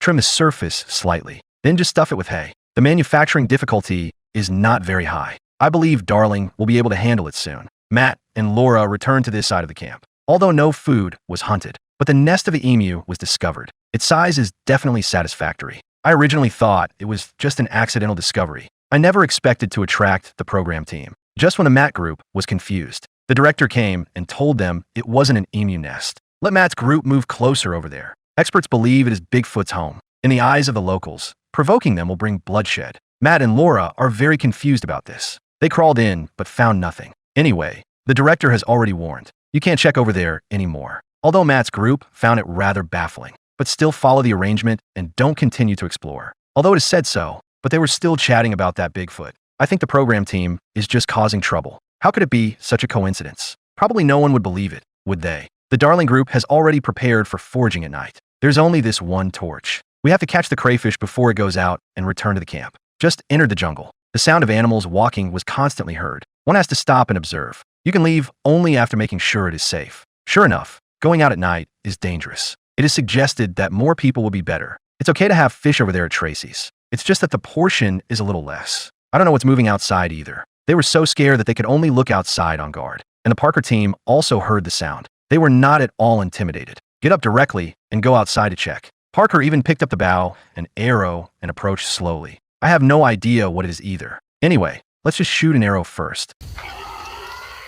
Once again, I lost the chance to barbecue freely. Hope it will come here for a stroll tomorrow too. The challenge has reached the 10th day. Matt and Laura went hunting again before dawn. Is Parker's team still thinking about how to get Piggy? Chris suggested that we go and have a look on the opposite side. The pig looked very big last night. It's very difficult for one person to handle. James doesn't want Parker to take risks alone. Everyone understands the principle. But Parker just wanted to go hunting. He dislikes others' doubts very much. The previous challenges thus contradicted. Anyway, Parker is just going his own way. I hope I won't be attacked by wild boars. James doesn't think highly of Parker. Even if no wild boar was hunted, they can also continue to challenge. Is it really necessary to take the risk of hunting? After Matt and Laura were warned by the director, another direction was chosen. There are quite a few traces of wild boars here, worried that the sense of the two might scare the prey away. Fortunately, mushroom spores were used to test the wind direction. As long as it doesn't go with the wind, that's fine. The speed at which the two walked was very slow. Matt managed to get within range with great difficulty. Pick up the bow, an arrow, and wait for the wild boar to show its head.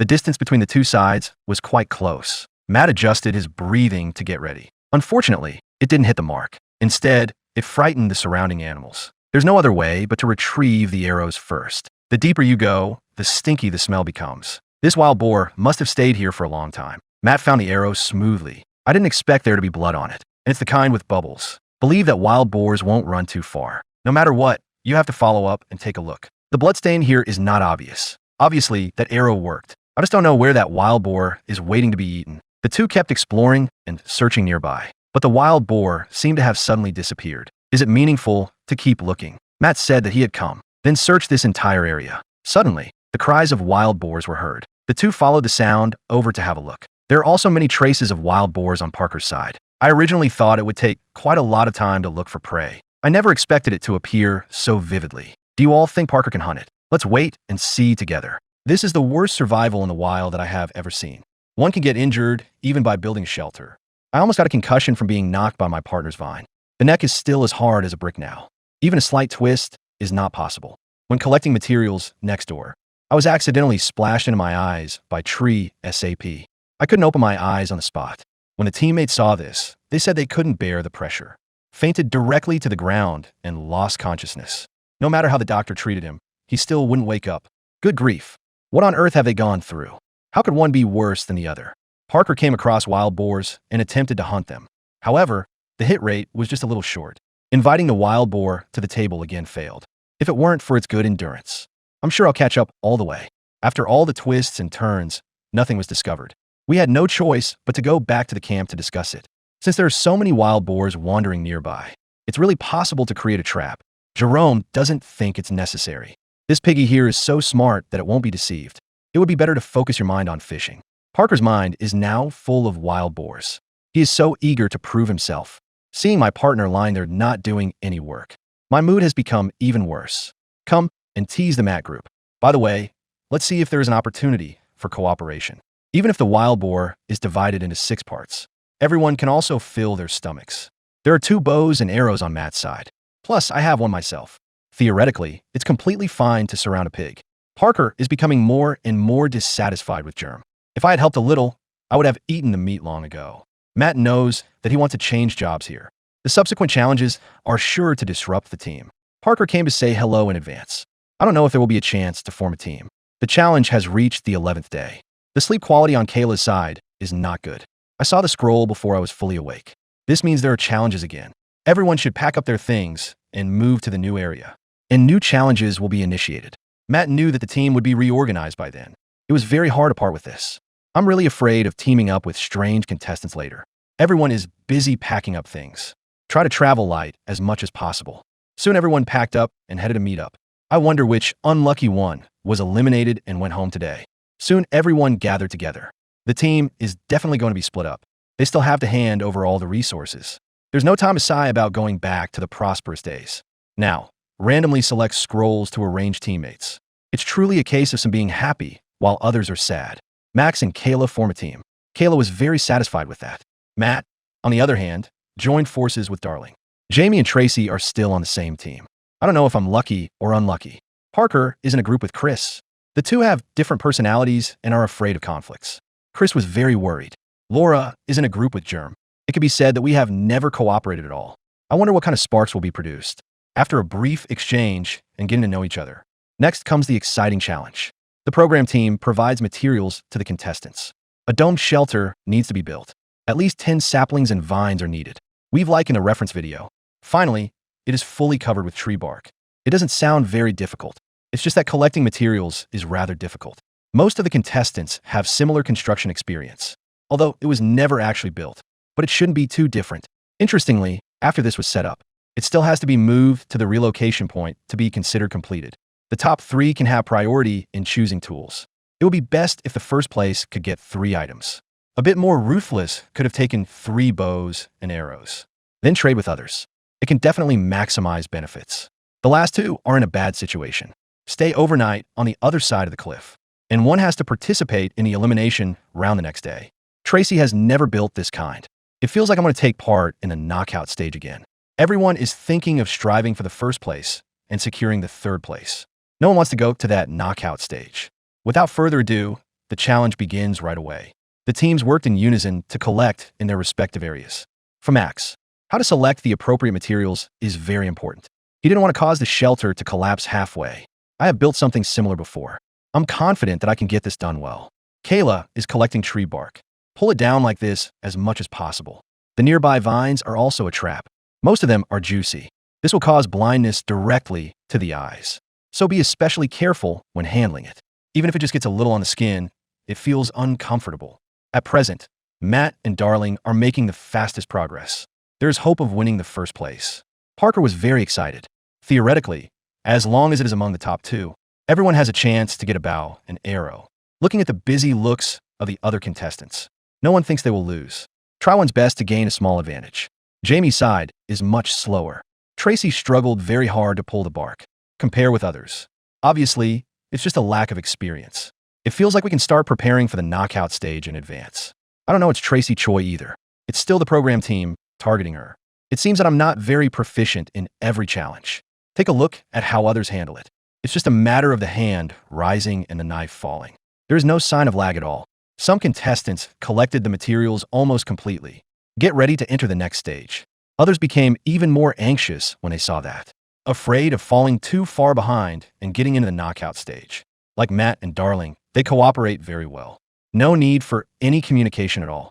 Know how to divide the work most efficiently. Max's individual performance is acceptable. It's just that Kayla is a bit of a hindrance. Wait until she collects the bark. On the contrary, it was not as fast as Tracy did. It can be imagined how slow the speed is. Quite a lot of bark is needed. James intends to get a little more spare, although it will be a little slower now. But there is no need to worry about problems when setting it up. Darling needs to speed up a little. After all, Matt has begun to sort out the materials.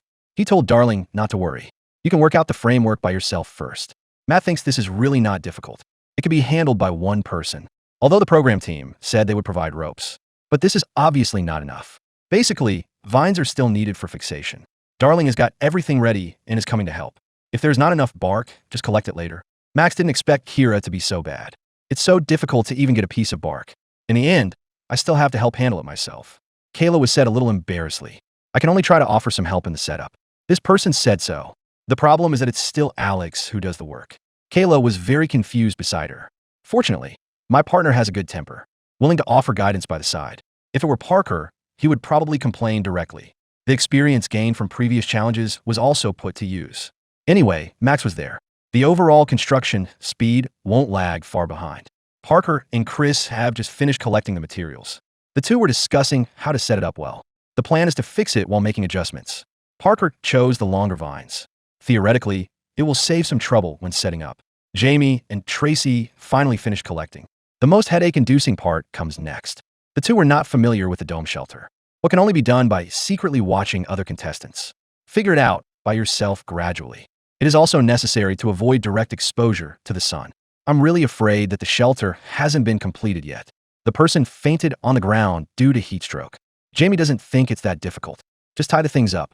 Firmly believe that great efforts can surely bring about miracles. As long as Tracy handles the materials properly, just leave the rest to him.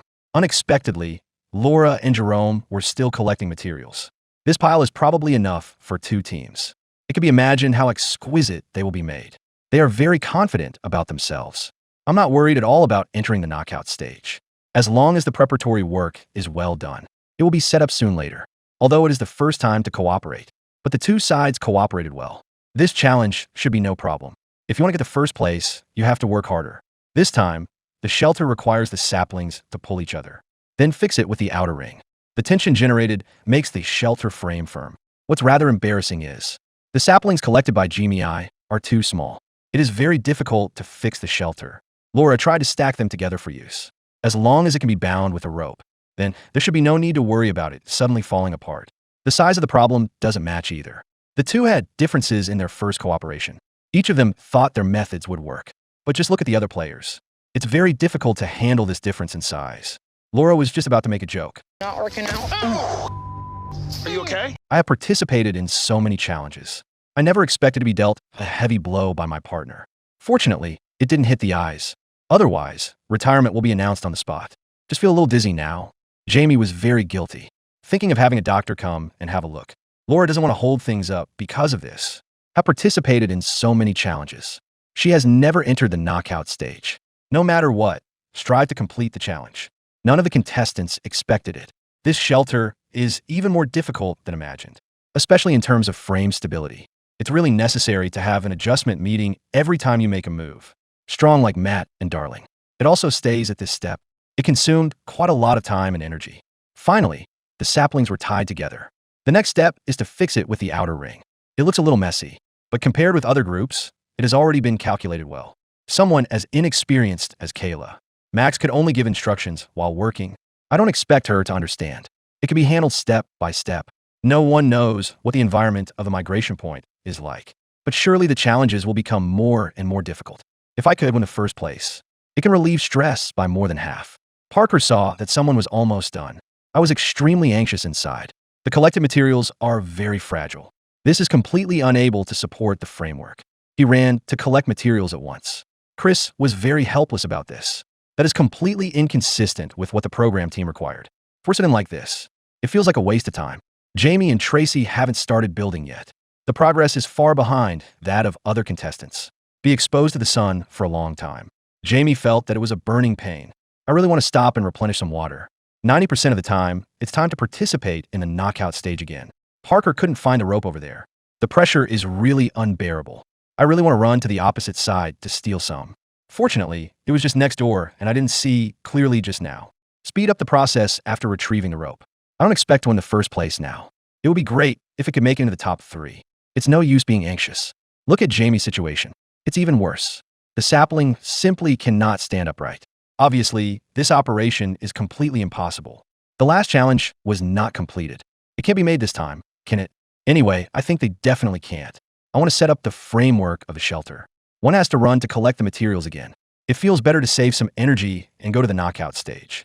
They probably think the same way in their hearts. I'm just too embarrassed to show it like this. If they were like this, they could still turn the tables against the odds. Then the other contestants are just too inexperienced.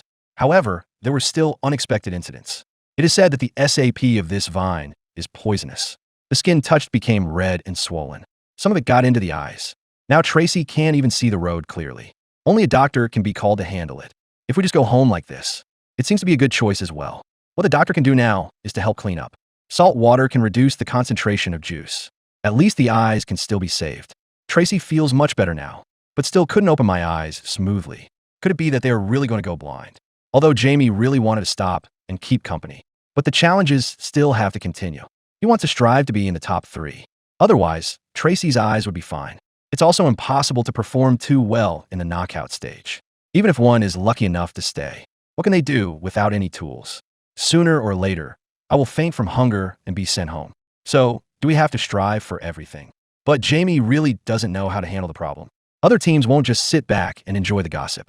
2 groups of contestants have almost finished. All that is needed next is further improvement. Matt and Darling covered the bark. While they were still thinking about how to do it better, Max's side also began to handle the bark. Don't be fooled by the fact that the first place is just one more tool.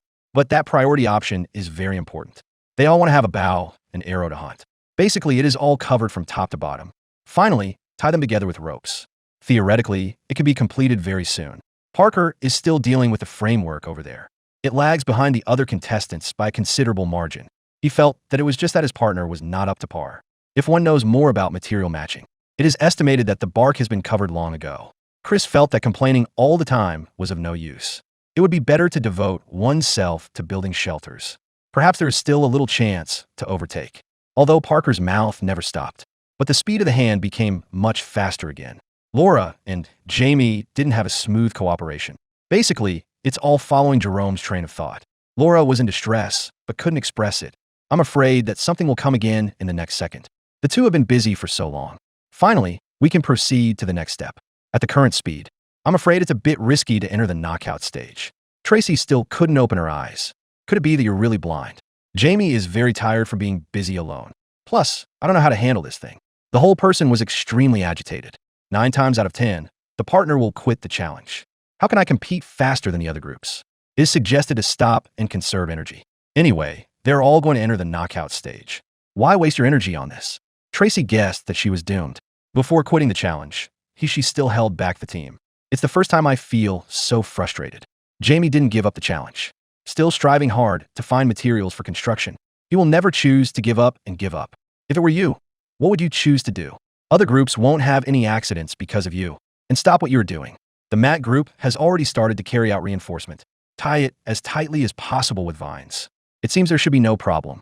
Max is a little slower over there. But overall, it will look much better. The gap between the two sides is not particularly obvious. It's really hard to say who will win and who will lose. The battle situation was very close. The bark covering has to be completed almost simultaneously. It's just a matter of fixing it in for testing now. There is no problem at all for the Max group to get in. It feels wonderful. The distance to the first place is getting closer and closer.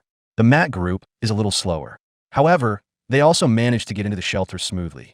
The final stage is to dismantle, move, and leave. It's not easy to take all of these away. If there are problems halfway, they went to collect materials again and cause trouble. Jamie looked at that with great envy.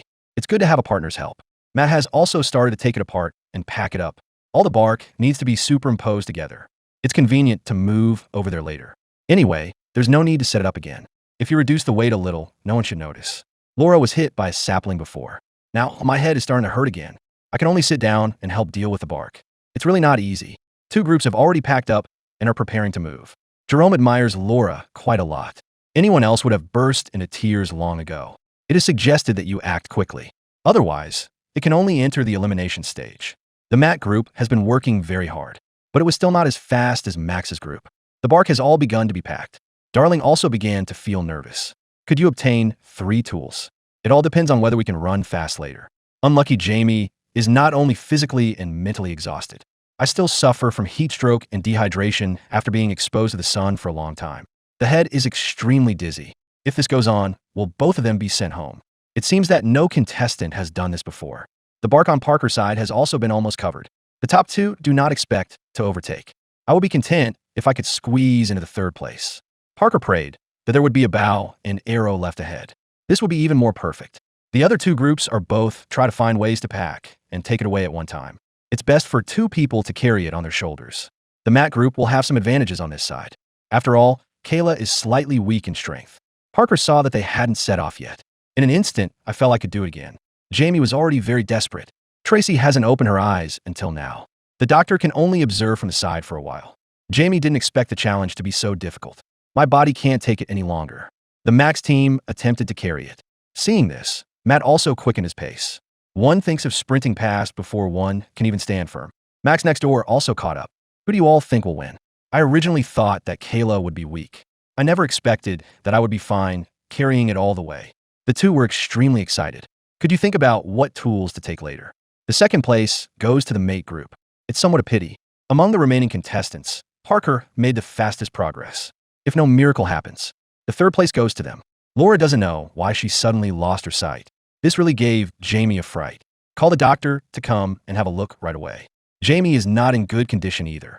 Tracy was very anxious because she couldn't see anything. Parker didn't expect the others to be so bad. The doctor gave Laura a simple examination. Is everything she sees blurry now? Parker has completed the challenge on his side, compared with their happiness. Except for Germ, the rest of the players are in such a bad situation. The doctor is busy examining them. They are all contestants who have participated in many challenges. I never expected that 3 people would fall at one time. Tracy kept calling Jamie, but there was no response. Doctor, hurry over and see what's going on. Fortunately, the program team has arranged many doctors here. Be able to take good care of all the contestants. Jamie has been exposed to high temperatures in the sun for a long time. The body could no longer bear it and collapsed. The doctor could only give more water to relieve the symptoms. The situation of heat stroke is even worse than imagined. Tracy didn't think of challenge.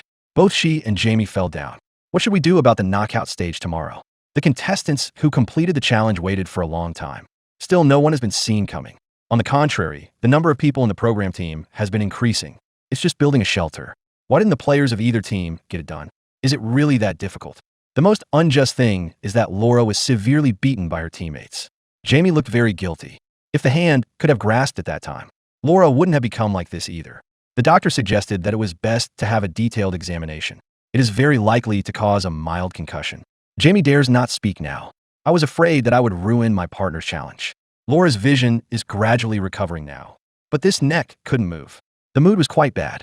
How could one be so unlucky when participating in the challenge? Nevertheless, I still want to persevere. This stiffness will last for several days.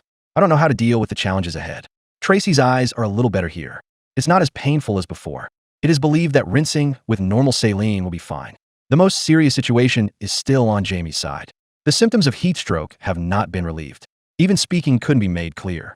Tracy was worried that his body wouldn't be able to withstand it. The other contestants felt so uncomfortable seeing Jamie for the first time. The challenge just now might have been too forceful. It led to the body being completely unable to bear it and collapsing. Jamie's body temperature hasn't dropped all the time. Just drinking water can no longer relieve it. Pour water over him to cool him down temporarily. The effect is not very obvious. It can only be carried to the other side of the stream for forced cooling. Friends who often suffer from heat stroke must know. Jamie is in such a state that he is about to have a feast. The core temperature has to be lowered.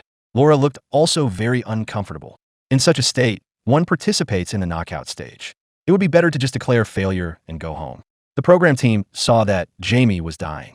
It was decided to send him to the hospital for treatment. Carry Jamie to the car immediately and send him for treatment. Tracy didn't even take one last look. The rest of the contestants saw that Jamie had lost consciousness. The mood is very complicated. Even such a strong Jamie fell down. One can imagine how bad the situation here is. Jamie had already arrived in the car when he regained consciousness. Now I'm completely in a daze. He still couldn't accept failure like this. Don't be fooled by the fact that the contestants seem very relaxed here. Just have an ordinary person stay there for a few days. Surely I can't stand it anymore and have to go home to rest. With Jamie being forcibly sent to the hospital for treatment. There are only 9 people left on the field. The good news is that there is no need to participate in the knockout stage tomorrow. The 3 of them can have a good rest and adjust tonight. The winner is going to start choosing the tools. For Max, bows and arrows and fishing tools are must-have. The third option is to choose animal skins for warmth. The Matt group chose bows and arrows and fishing tools. The Parker team saw the remaining bows and arrows and ropes. It's still acceptable. At least everyone can use the hunting tools. Parker snatched Jamie's fishing gear before. If there's a chance, he wants to pick up another copy to use. There are too many injured people in the failure group. They arranged a camp on the spot. The remaining contestants go to a new location for the night. Tracy thought this challenge was really too bad. My eyes still ache faintly now. Laura's neck was stiff, and she couldn't move. The new area is 1 kilometer away. It's not that far. It's just too tiring to carry things across. The shelter will have to be rebuilt by then. The new area is located on a relatively open highland. Are there hardly any shady places? However, food resources will be much more abundant. It all depends on who has the ability to hunt. The Matt group has arrived at the new area.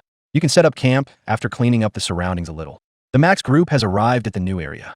They still have to clean up the place. Make adjustments through division of labor and cooperation. Max is quite satisfied with his partner. I just don't know if her body can hold up. Parker feels much better here.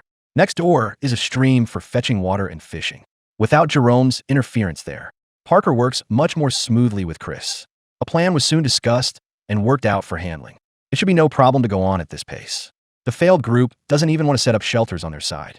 Anyway, just make do for one night. Laura's neck is stiff now. Even if one wants to pick up some firewood, it feels difficult. Tracy's eyes are still swollen. I can only barely see something ahead. I am full of confusion about the challenges ahead. The team was in a rather low mood after nightfall. With the current state, don't even mention taking part in the challenge. Even the most basic daily life becomes a problem. I wonder if I can be cured before the next challenge. The doctor also came for examination. See if Tracy's eyes have improved, although it is still rather vague now. But the eyes are fine. It's just that this recovery still requires some time. It will definitely have an impact on the challenge. What if any situation worsens? Then it can only be forcibly carried away and sent for treatment. The challenge has reached the 12th day. Tracy's eyes have improved a little. This swelling and pain is still acceptable. I don't want to give up the challenge and go home because of this. After the knockout stage was canceled, I have no idea how to arrange for them next. I was extremely agitated inside. It feels like Laura is in an even worse situation. The neck is very stiff. There's nothing I can do to lower my head. Max is having a good rest here. They're going to go fishing and have a look first. Explore while collecting mussels. Compared with hunting, this fishing is much safer. The only concern is the presence of crocodiles. So when staying in the water, pay attention to the surrounding environment. Don't let the crocodiles run around and steal your home. Max thinks there are quite a lot of fish here. Hardly had she finished speaking when Kayla caught a fish. It looks quite big. Gains were made in just 2.5 minutes. No wonder the program team said that there are abundant food resources here. Max was so excited that he danced. Yeah. The Matt group also first collects mussels as bait. Then look for the cave for fishing. See if we can get something to eat smoothly. When exploring, it was found that there were caught fish here. Just as the celebration was about to begin, Max appeared. That was the trap he set. Fortunately, the person who discovered it was Matt. If it were Parker who snatched the fish with the line, Kayla doesn't want this place to be exposed. She wants to secretly fish more to fill her stomach. There are quite a few fish in the stream on Parker's side. The problem is that there are no fish hooks available. One can only pick up the bow and arrow to practice archery. There are constantly fish taking the bait at Max. Go, go. Oh, yeah. There we go. Woo. The sound of happiness was heard by Parker. I also saw that Martina had a good harvest. Parker is in a very bad mood now. A new scroll has emerged on the losing side. The program team arranged for them to go to other groups. Select according to the order in which the challenges were completed yesterday. Jamie feels that she has quite an advantage. It's impossible for anyone to choose the injured player. After a quick tidying up, head to the new camp. Marks also received the notice, discussing who would be better to choose. Judging from the current situation, Jerome is the best choice.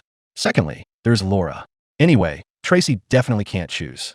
All those who were teammates with her were sent away. I wouldn't dare to provoke myself. Max once collaborated with Laura. She has rich experience in wilderness survival, and the person is also very friendly. Don't worry about conflicts when there are differences within the team. Soon the failed group has arrived. Although Laura's neck is stiff on this side, not much help can be provided at present. But Max didn't think it was a big problem. With Laura's experience and the food resources here, I'm confident that we can persevere together. Laura was extremely happy. I didn't expect Max to choose me. Kayla hopes she will get well soon. Don't affect the subsequent challenges. Parker knew for sure that Laura would be chosen. He doesn't want either of the remaining two. Plus, whether one has a choice or not, it's very likely to be teammates with Tracy. I have my own pain, but can't express it. Matt thought that Jamie could be left to Parker. There were quite a few conflicts when they got along before. This point can be used to continue to disgust Parker. Matt gets dirty whenever he uses his brain. Soon Jerome and Tracy came here. The Matt group didn't say much either. Choose Tracy resolutely and let Jerome go to reunite with Parker. Jimmy I didn't expect that she was even worse than the injured one. My mood was extremely low. I don't know either if he will have a conflict with Parker. Let's wait and see together. Matt, the ceiling of hunting, made another move. Not a single pig can escape. Look at this size. It must be at least 200 gene. It's almost able to cover people up. Achieving the freedom of barbecuing is so simple. And there are also top-quality emu eggs to eat. Just looking at the shape and color is tempting enough. Everyone thinks such an egg. How much does it cost to have a taste? Why didn't Parker even think of it? Jerome will return to the team again. I feel like I've been set up by capital. I didn't get along well with him to begin with. One can only smile on the surface. Deep down, he was so angry at Matt that he cursed. In fact, it really allowed Tracy to join the team. Parker would also feel very uncomfortable. One can only comfort oneself. At least Jerome is big and capable of doing heavy work. Everyone was looking at each other awkwardly there.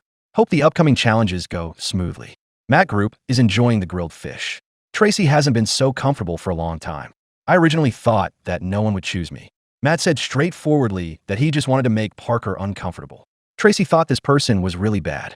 When it comes to tactics, it's just dirty. But I like this very much. Matt could already imagine how uncomfortable Parker was. The smiles on everyone's lips were truly uncontrollable.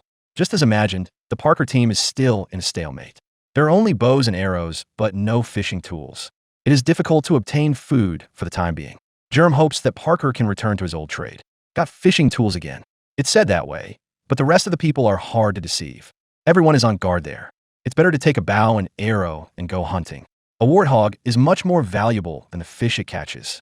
Parker and Jerome have different survival strategies. Conflicts often arise. Chris was quite helpless about this. One can only bear it silently by the side. Although Matt said that fishing could also fill one's stomach. But it's very difficult to reach the end just by this. If it is possible to hunt warthogs, that would be happier than catching hundreds of fish. As the strongest hunting master among the challengers, it's time to showcase the real technology. First, practice your shooting skills to warm up your feel. The injury on the hand also has some influence to some extent, but he doesn't think it's a big problem. It's still within my acceptable range. The challenge has reached the 13th day. Jamie and Chris woke up and went hunting. The ingredients here are quite abundant. There are traces of activity everywhere on the ground. In fact, Peck's arrow has a higher hit rate. But Jamie I just wanted to prove her strength. Chris just came to help. I don't know much about bow and arrow hunting. Soon Germ discovered the prey. Slowly narrow the distance and aim at the target. Good grief. It can go off track even so close. They deserve it. They're going to keep going hungry. Chris was very disappointed about this. If I had known earlier, I should have let Parker come. Max didn't want to build a small shed, although it requires a lot of time and energy. But on the whole, it is beneficial. It can improve everyone's sleep quality. He thinks it is more important than filling his stomach. Max also knows that eating fish alone won't make one feel hungry. I had to find some time to go hunting and have a look. A warthog can feed the team for several days. Prey has been found again on Jerome's side. Chris has lost little confidence in her partner. I'm planning to go hunting myself to have a look. I've just walked a few steps. Jerome shouted loudly to make her stop. The kangaroo fled immediately, just when Chris was about to curse. Jimmy I said that the pig next door was more delicious. If we could hunt one head, they won't have to worry about food until the next challenge. The two secretly approached the prey. Piggy didn't notice it at all. Chris seized the opportunity to shoot forward. That's quite a big difference, but it doesn't matter. There is still one little pig left alone. Now it's time to exhaust its physical strength. The idea is quite good, but it underestimates the little pig too much. Run at full speed to create a distance. Finally, it directly burrows into the bushes. Now both of them were stunned. I got nothing and even exhausted myself. My mood was extremely low. There are so many ingredients around. I don't know why I just can't fix it. Parker didn't have much expectation of them originally. This bow and arrow still need to be useful in one's own hands. And didn't forget to mock Jerome. This person needs to practice more. It's like I practice archery every day. It's not that you can hit it just because you want to. Jane was still very stubborn and insisted that it was Chris's problem. If I go hunting that piggy myself, such a close distance guarantees a hit. Parker hates making excuses the most. Why don't you blame that pig for not hitting the arrow on its own initiative? I'm getting more and more disappointed with Germ. Can we still team up and cooperate like this? Anyway, Jimmy I gave up and just lay down to rest. Parker was so angry that he could only talk to Matt. He hopes to get a fishing line. Half of the fish caught then will be distributed. Of course, the Matt group won't accept it. Keep an eye on Parker to prevent snatching things. But he just sat there and kept teasing Jerome, whose family goes hunting and chasing piglets. Even if caught, how much meat is there to eat? Matt saw Parker's angry and helpless look. I knew I was right in choosing Tracy. Parker doesn't even have the energy to get things done now. It was much more reassuring for the other groups. The challenge has reached the 14th day. Go hunting before dawn. He had a premonition that he could hunt. And so is Max. Hope to hunt warthogs. Let the team have a full meal. First, go and see where there are any fresh traces nearby. Matt groped his way along. Finally, a warthog was discovered. He slowly entered the shooting range. The photographer was also sensible and took pictures from a distance. Try not to interfere with the contestants' performance. Matt wants to be closer to the target. This time, it went much more smoothly than before. Max is also in this area. Both sides are interested in the warthog. This really worried Matt. If you're frightened and leave, there won't be such a good opportunity next time. Hardly had he finished speaking when Piggy sensed the danger and fled. This really made Matt very angry. I was almost able to have grilled meat myself. Max knew that the hunting area was not large. It is particularly easy to be exposed when there are many people. But I will never give up. Even if it means snatching, one must get it. No one is willing to give up the food they have got. It all depends on whose arrows have a higher hit rate. Matt didn't seize the opportunity to hit the target. Instead, it scares the pigs away. Max felt very uncomfortable looking at it. If the two cannot cooperate, I'm afraid it will be very difficult to hunt successfully. Laura and Kayla are exploring along the river. Hope to find a suitable fishing spot. Although Laura's neck is still very stiff now, but she is confident of contributing to the team. Just climb up the tree to fish. It seems easier to see the situation below here. Kayla is also doing her best to catch fish. If Laura can get well soon, their stress will decrease a lot. Otherwise, just the daily energy consumption. It's very difficult for them to persist until the next challenge. Matt didn't give up hunting. It was not easy to shake off Max. Come alone to the place where Piggy might rest. The smell nearby told him this was the way. Now just find the fresh traces. I have the hope of being able to complete the challenge. A good place was found to set up the ambush point. Now it all depends on whether Piggy will come over or not. Stay for at most 2.5 hours. He doesn't want to waste too much time on this. Suddenly, I saw a Piggy coming. This time we can't miss it again. Pig down, baby, pig down. Matt finally succeeded in hitting the target. I'm very excited now. Adjust your mood a little. He has to do it before others find out. Deal with Piggy and take it back. Walk along the bloodstains. Theoretically, it shouldn't run too far. It's at most 2 kilometers. Suddenly, a black shadow was seen ahead. Matt recognized it as the love pig in his dream at a glance. Walk over carefully and slowly. Piggy was completely chilled. Although I have hunted so many prey myself, but every time I get extremely excited. It's really not as easy as everyone imagines. Sometimes one has to wait for several days. It can only be said that this Piggy came at just the right time. Now Matt just wants to go back with delicious food. The other contestants heard the shouting. Do you think you must have hunted something to eat? Otherwise, I wouldn't be so excited. Darling knew Matt could do it. Looking forward to having a big meal tonight. Although everyone's physical strength is fine before the next challenge. But knowing that Matt's hunting was successful. The pressure is really huge for everyone. To everyone's surprise, Matt is going to share the meat with everyone. This wilderness survival is not all about quarrels. One should also handle human relations and social situations with care. Chris doesn't know what Matt is thinking. I'm almost starving myself. Now, there is meat delivered to your door to eat. No matter what bad intentions Matt has. As long as there is meat to eat anyway, that's fine. Matt is willing to share the food. On the one hand, there's really too much meat. On the other hand, it is having confidence in one's own strength. What if others have a full meal? So what? It's impossible to be eliminated and go home in the next challenge. Everyone thinks Matt is too handsome. If this is not an individual challenge, everyone will surely have a better life if they cooperate together. This Piggy is almost bigger than Chris. All the contestants gathered together that night. Anyone who is willing to help can get a share of the meat. It can be said that every part has been reserved by someone. Most of the meat is baked on the grill. Matt, come and enjoy your heart first. The taste is really very good. I'm also willing to share it with everyone to eat. At this moment, everyone let down their guard. Let's enjoy the deliciousness of the food together first, as long as it can be put into the mouth and swallowed. Then take them all away. Everyone was satisfied with this meal. The challenge has reached the 15th day. although Max thanked Matt for sharing the barbecue. But I think it's not good for him to do so. The gap in physical strength among everyone is not that big anymore. Quite a lot of meat was distributed from Matt's side. However, leave enough meat to satisfy the team. Don't look like you're losing out like this. Everyone has eaten meat. It would be very unkind of this to target the Matt group. And if there had been no meat distribution last night, then they have to process and smoke it into dried meat throughout the night. It's hard to store for a long time in such weather. Now, they're seizing the time to deal with the rest. Just thinking that I could have a good rest today. The program team has started to arrange tasks again.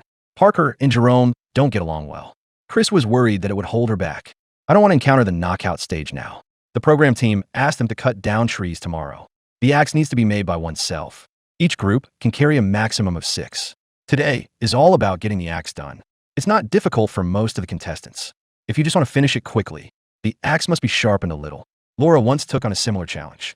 It could be said to be full of confidence. I can't wait to manufacture it quickly. Parker also took part in the challenge last year. It is very difficult to know this. It's not as easy as everyone imagines. Darling performed very well at that time. I secretly followed and learned a bit. Hope it could be useful. Jimmy I, however, has a different idea. I think we should start from the aspect of stones. There is no teamwork. Instead, they each collect materials for manufacturing. Are you sure this can be completed smoothly? Interestingly, Jerome never made it. It's all about imitating the videos I've watched. Others are all looking for stones. You might as well use animal bones directly. Are you sure you meet the requirements of the program team? Anyway, Jerome is just going her own way. Max and the others looked for materials together. Try to collect as many stones as possible and then sort them out. Kayla didn't make it. So this time, I'll do more and talk less. Let Laura fly the whole team. Just a little worried about her neck. Still injured and unable to twist now. In terms of hands-on skills, one can only rely on teammates. I don't know if it goes smoothly under such guidance. Strike the collected stones. It should be kept in an area of less than 90 degrees. Only in this way will it come out sharp. Laura picked up the stone and demonstrated it to everyone. As long as the right method is found, it can be completed soon. Max tried several times but failed. I'm somewhat suspicious that I didn't find any team materials.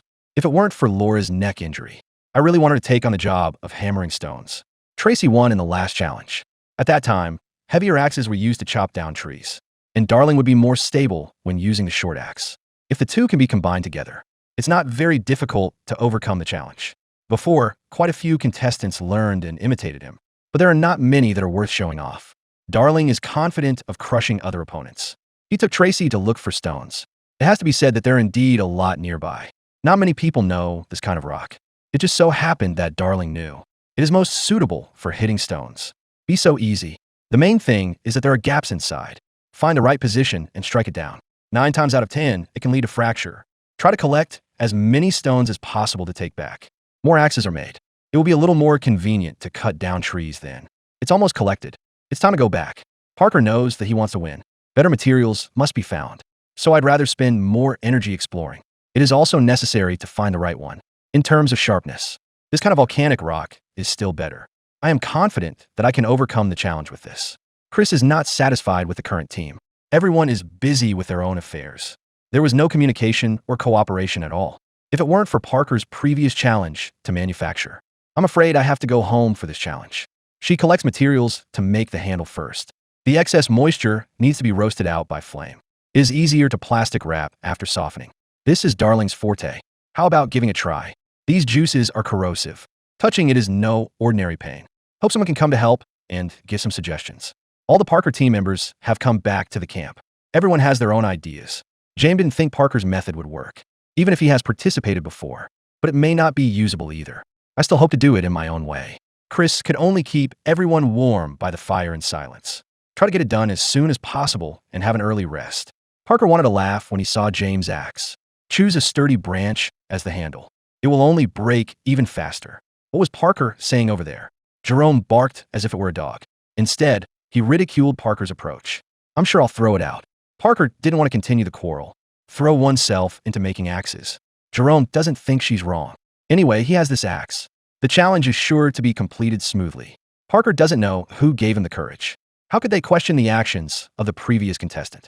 He studied on the spot at that time. I'm very confident about this thing. The conflict between the two is getting bigger and bigger.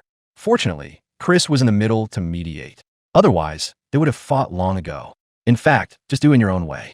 Anyway, it can carry 6 axes. Replace it immediately when the situation is not right. There is definitely no problem in completing the challenge. There is no need to quarrel now. Matt isn't in a hurry either. After all, Darren was there to make the axe. It is believed that they will definitely not enter the knockout stage. He intends to make it according to his own idea. Enjoy this challenge to the fullest. Darling was glad that he didn't reveal too much at that time. This challenge has no advantage at all. He chose the same style as last year. It's just that the manufacturing methods are somewhat different. The materials collected this time are rather hard. If you smash it directly, the whole piece will be wasted. One should peck and shape slowly like him. The skills involved cannot be learned just by looking. Darren had already left the position for the axe handle when he struck, but Parker just didn't learn this step. In order to make the edge of the stone sharper, it needs to be constantly polished on the sand. If everything goes well, this is definitely more powerful than the last challenge. He can't wait to show his power tomorrow. Laura doesn't think this challenge is difficult. It's just that it's not convenient to turn my head. Now, when collecting materials, it's always painful. Fortunately, there are many suitable stones here. Otherwise, I wouldn't be willing to go so far. Select several relatively intact rocks. Ask your teammates to come and have a look here. This is definitely the best material. No need for any polishing at all. After installing the axe handle, it could be used directly. If one can still lose with these. Laura went straight home and washed her hair upside down. Max thought it would be hard for him to lose even if he cut down the tree tomorrow. You have to keep your voice down now. Avoid being discovered by other contestants. Laura doesn't feel any pain in her neck now. The whole person was in high spirits. The Matt group enjoys barbecued meat here to replenish their energy. For them, the materials have been almost ready. Just follow the steps and take it slowly. Anyway, with Darling as the guarantee, I can give full play to my own creativity. Tracy felt the help brought by the team for the first time. Hope it can be maintained in the future. There is no need to worry about the food problem either. One can also learn techniques from it. This is exactly the wilderness survival challenge she wants. Laura has seen the axe made by Darling. I think roasting over fire is a good choice. Have a try and see how it works. Kayla doesn't understand this very well. It seems outplaced there. It would be more comfortable to go fishing. In fact, Max and Laura are sufficient to complete it. It is indeed possible to free Kayla to go fishing. Max didn't want this. It feels a bit like isolating Kayla. After communicating with each other, it was still decided to let her go fishing. Kayla is not as good as imagined. I do hold the team back a bit. If it were any other group, this challenge is probably impossible to complete. You should know that there is only one winner. She has no confidence in defeating her teammates, not to mention those equally capable players. I couldn't hold back my emotions at once and burst into tears. The challenge has reached the 16th day. The Max group is ready. The axe looks quite reliable. As long as the tree is not too thick, one should be able to solve the problem. But just to be on the safe side, I still prepared a few more axes. Max thought it should be of no use. Laura suggested testing it first. Pick out the ones with better hand feel. The effect is better than imagined. The only problem might be the 2 female players. Plus, Laura's neck was injured. One will be at a disadvantage in terms of strength. It all depends on whether Max can withstand the pressure. Led the team to victory. The Parker team has also got the axes ready. The styles and sizes are all different. There is always one that can meet the challenges. Rather than saying, these are axes, it looks more like a hammer. There is definitely an effect. It just feels a bit like it's about to break. Jimmy thought it was better to make it herself. Animal bones will be much stronger. It all depends on how difficult the challenge will be later. The Matt group woke up and was replenishing energy immediately. Darling said the last challenge was just an accident. I will prove myself well this year. So 4 axes were made, although the best stone was not found. But it is enough to deal with the challenges. The time is about the same. The contestants gather at the challenge point. Everyone looked as if they were determined to win. The mental state is quite good. Laura was a little worried that she would hold the team back. After all, it's really not easy to exert force when the neck is injured. Darling saw that everyone was imitating him. There was a little joy in my heart. So far, I haven't found a better axe than myself. It seems that this challenge is certain. This challenge is very simple. Just cut down the eucalyptus trees. The first place winner will receive a knife and 9 emu eggs. Everyone is attracted by the food. I can't wait to open it and taste it right now. If these supplies can be obtained, the team will live more comfortably. The second place is that the quantity is slightly smaller. It's still acceptable. Is it that the last one has nothing? Good news will not be eliminated by anyone. Everyone was much more relaxed. The worst is just going hungry. Completely acceptable. On the contrary, I feel that the program team is giving out benefits. Without further ado, the challenge begins immediately. First, go and have a look at the mark. He is the only man on Max's side. It's rather difficult to take the first place. One has to make more efforts than others. This axe chopped more smoothly than imagined. In just a short while, it has already been cut in half. It's not so good for Parker's team. I originally thought I would crush others in terms of strength, but in actual operation, it is much slower. This really worried them. The best performing team at present is definitely the Matt group. Darling cut down trees in circles. It would be easier to remove the bark first. Last year, I was just too cautious, fearing that my body would wear out. This time Matt is here. You can let go. Laura watched Max keep exerting force. As long as he can keep it up, this challenge is definitely no problem. Parker and Germ took turns slashing at the trees. The axe was not as practical as imagined. It feels like it's going to be at the bottom. Darling has cleaned the bark clean. Next comes Matt's miracle with great force. Make full use of one's own strength and advantages. Chop it with a big axe. When tired, let Tracy pick up and continue. What no one expected was the axe that Darling was proud of would fall off. There's no time to be sad, so I quickly catch up and keep out putting. It is necessary to keep up the pace of cutting down trees. Chris is on Parker's side. Jerome's bone axe is of no use at all. None of them left any trace on the tree. Chris didn't realize this. I thought I wasn't exerting enough force. Immediately increase the force and smash it onto the tree. It feels like both hands are about to become numb from the shock. Parker really couldn't stand it. Hurry up and replace the people to continue cutting down the trees. Although Laura's neck hurts very much, but still face the challenges with all one's might. Kayla is not willing to be outdone either. It is in no way inferior to male athletes in terms of speed and strength. Max felt there was a chance to overtake Matt's team. Isn't it difficult to win the first place?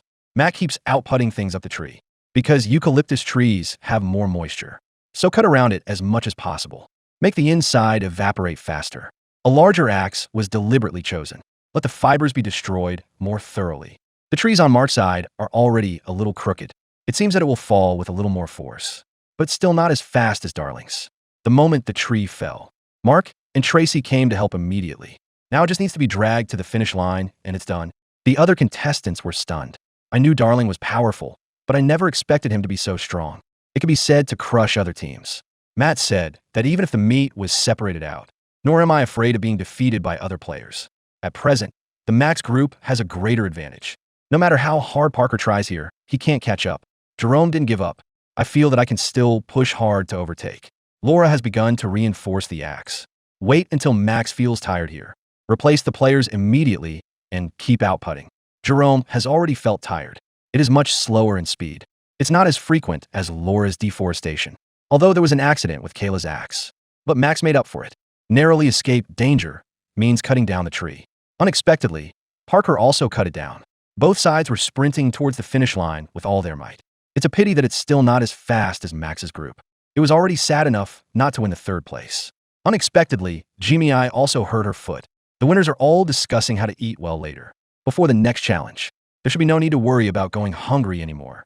Matt is very satisfied with this knife. Not only can it handle prey, it can also be used to create small traps. Overall, I'm very satisfied with the harvest.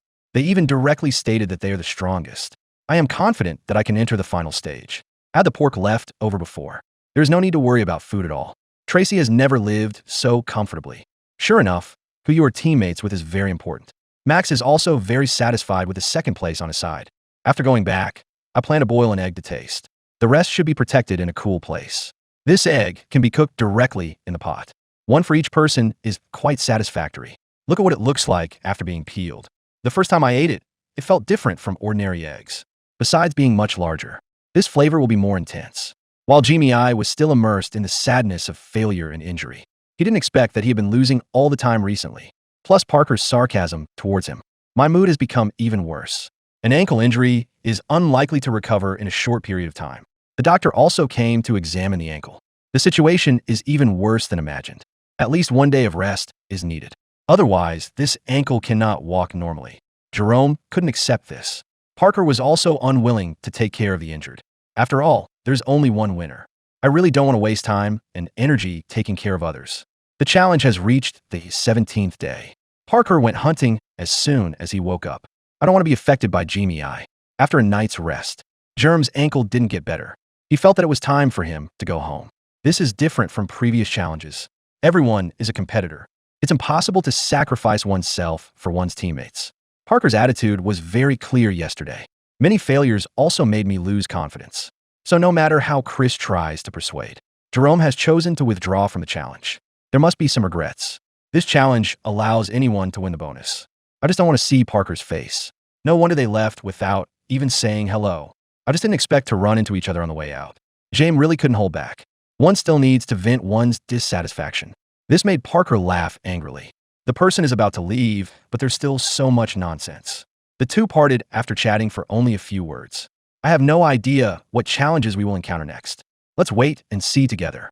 This is definitely the most enjoyable episode of survival in the wild. First, satisfy your craving with a whole serving of beggar's head. Look at this. It's been stewed until the bones and meat separate. The fragrance can be felt even through the screen. There's also a pot of stewed rabbit meat later. No seasonings are added to it. Ensure the original flavor. Take this bite. The gravy burst between the lips and teeth. Good grief. This is not survival in the wild at all. It's just like having a party. The challenge has reached the 18th day. Kayla doesn't have much experience in shooting. Max intends to guide the teaching in person. In fact, there aren't many key points. Make sure that both hands do not shake when drawing the bow. Keep the eyes fixed on the target without moving. The most important thing is to relax mentally. As long as you practice more, you are sure to improve. Under Max's guidance, Kayla is getting closer and closer to the goal, but my body couldn't take it any longer. The hands have begun to tremble. I have no choice but to stop and rest for a while. If you want to stay longer in the challenge, it is necessary to obtain enough food. It's a pity that Laura's neck is injured and she can't move. Otherwise, Kayla wouldn't have been allowed to go hunting. Just do a simple decoration and then get started. Laura looked at that with great envy. I also really want to go hunting myself. If it were in the past, this minor injury would have healed long ago. But now there is insufficient food and one is tired every day. It is very difficult for the body to remain in a healthy state. If Max could hunt warthogs, believe that you will recover faster. I'm just afraid that it will affect the next challenge and I'll be eliminated. The doctor examined her. The situation has improved somewhat. Just do more exercise by moving around in daily life. It will naturally get better after some time. She said so, but Laura still had a worried look on her face. Parker was very happy about Germ's departure. There will be no more quarrels when doing things. Sure enough, it's the best way to solve the problem. It is to solve the person who causes the problem. Now, all that needs to be considered is how to deal with the challenges ahead. Once entering the knockout stage, Chris wasn't confident that she could defeat Parker. The situation was rather awkward. One should also try hunting oneself. Parker mustn't be allowed to dominate the bow and arrow. She also wants to show off her hunting skills. Let's practice archery shooting first, although I don't often use it, but the hit rate is indeed good. If one could encounter prey, he is confident that he can finish the hunt. Max mainly wants to catch a warthog and take it back. He carefully surveyed the nearby environment. There are many traces of pigs on the ground, and the shaded area here is suitable as an ambush point. Hurry up and set up this place. Although I got eggs to eat in the last challenge, but the body consumes too much energy every day. One must eat more meat to be satisfied, especially when everyone's weight drops. Who can hunt large animals? It is very helpful for challenges. I hope we can reach the finish line before the knockout stage. Only the Matt group has no worries about food. There are still some warthogs left from the previous hunt. Add the eggs obtained through the challenge. It doesn't matter to lie down every day. They really don't know how to lose. I can't wait to start the challenge earlier. Send the other contestants home early. I'm gonna get rid of this pig's head today. The fastest and most effective method. It should just be digging a pit and filling it with hot coal. Then wrap it with tree bark and roast it until done. The teammates were quite looking forward to it. Tracy thought Matt's wilderness survival skills were solid. With him around, the challenge is much easier. The knife taken down before was very sharp. Dealing with fur is quite easy. Even if there were another warthog now, it can also be processed quickly. Darling likes the pit cooking method very much. There are friends who have tried making beggar's chicken. Surely you know how delicious it will be made like this. It's a pity that the materials on site are limited. Otherwise, applying a layer of salt on the surface will make it more delicious. This process requires quite a lot of time. It can only be tasted the next morning. Although everyone works as a team, but there's only one bonus. So there's a teammate like Matt here. It's truly a love-hate relationship. Max finally waited for the prey to come. Just pick up the bow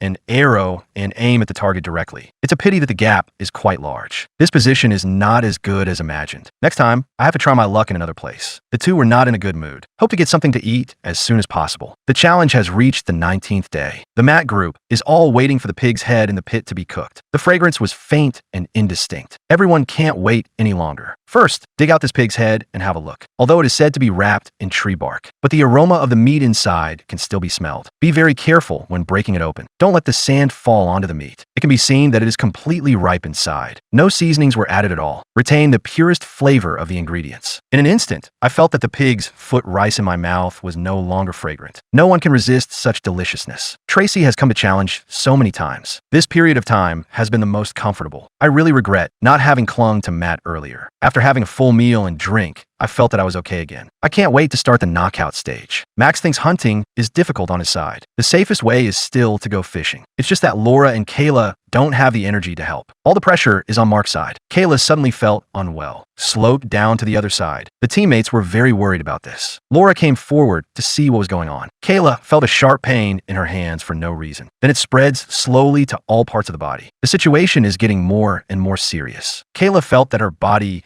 couldn't hold on any longer. A doctor needs to be called to come and have a look. Soon someone came for a brief inspection. The initial judgment is that it is a dehydration problem. It is also caused by insufficient physical energy. Of course, it cannot be ruled out that it is malaria infection. Laura looked uncomfortable. If Kayla is not feeling well, she will be eliminated. My neck was injured and hasn't healed yet. If you fail the challenge, you are very likely to leave directly. The doctor further examined and evaluated Kayla's condition. If you want to keep challenging, sufficient carbohydrates need to be replenished. Otherwise, one can only be forcibly persuaded to leave and go home. Kayla was in a very bad mood. It might be that I exerted too much force at the beginning. This has led to the body being unable to bear it now. For safety reasons, the doctor is going to offer some food to Kayla. Avoid the situation from deteriorating further. Monitoring will continue later. Once there's a problem, it will be carried away. It can be said that it was only a matter of time before Kayla left. Laura was thinking of collecting some berries for her to eat. Hope to recover my body better. Try to move quickly to avoid exposure to the sun. Fortunately, there are many convenient things to collect here, although everyone is in a competitive relationship, but still hope to help each other. Let's face the challenges together, rather than trying to use underhand tactics to eliminate people. No wonder Laura can become a legendary player. This perspective has indeed been broadened. However, these berries are of no use. It's very difficult for Kayla to get better no matter how much she eats, unless meat can be hunted for food now, and have enough rest time, if she still has a chance in the mat group. After all, they all hiccuped from eating. The condition is extremely good. I have no intention of going out to explore any further now. Kill time with some trinkets at the camp. Darling was stunned. I didn't expect Matt to do handicrafts. It seems to be an instrument called nyo-ho. It can produce a deep and loud sound. In fact, it is carved into fan blades from wood. Bind and fix one side with a rope. It can make a sound when it swings at high speed. Matt has always wanted to have a try. Does everyone think he can succeed? Kayla and Laura went out for a walk to relax. By the way, find a place to go fishing and have a look. Hope to gain more. Let Kayla recover her health. Matt has already made it here. Let's listen together and see how it works. It can only be said to be somewhat useful, but not much. Tracy wasn't sitting there idly either. Go to other camps to gather intelligence. Take a look at your current state. Can one have a better chance of taking on the challenge than others? Kayla felt as if her head was about to explode. Just want to sit there quietly and have a rest. Suddenly, the voices of Tracy and Chris were heard. It's not clear either what they came here to do. There are only 4 female players left at present. Tracy wants to have a good communication. No female player has won the championship in this challenge before. Judging from the current situation, the most powerful one must be Laura. Next is Chris, but it's a bit difficult to beat the male players, especially that guy Matt. Tracy knew well how terrifying his strength was. If everyone can't unite together, this challenge is just a running mate. Laura doesn't want to be said to have survived by relying on men either. It would be best to find a way to eliminate them. A female champion emerged to showcase her strength. The idea is quite good. It's just that this difficulty is even harder than staying here for 100 days. It has to be said that Tracy is really good at causing trouble. One party turned into a confrontation between men and women. If the male players are really eliminated, Laura has a neck injury and Kayla is not feeling well. Chris doesn't have enough to eat, so Tracy has a great advantage. Sure enough, even surviving in the wilderness requires thinking. Do you all think there's a chance for a female champion to emerge? Chris was deeply troubled by Tracy's influence. She knows if the group advances to the knockout stage, the chances of winning against Parker are not high. We have to consider how to weaken our teammates. Suddenly, I found something moving among the reeds. Hurry up and go over to see what's going on. I didn't expect the Peppa family to push the ground there. It's still a bit far for her. It would be even better if it could be a little closer. Move slowly towards them. At present,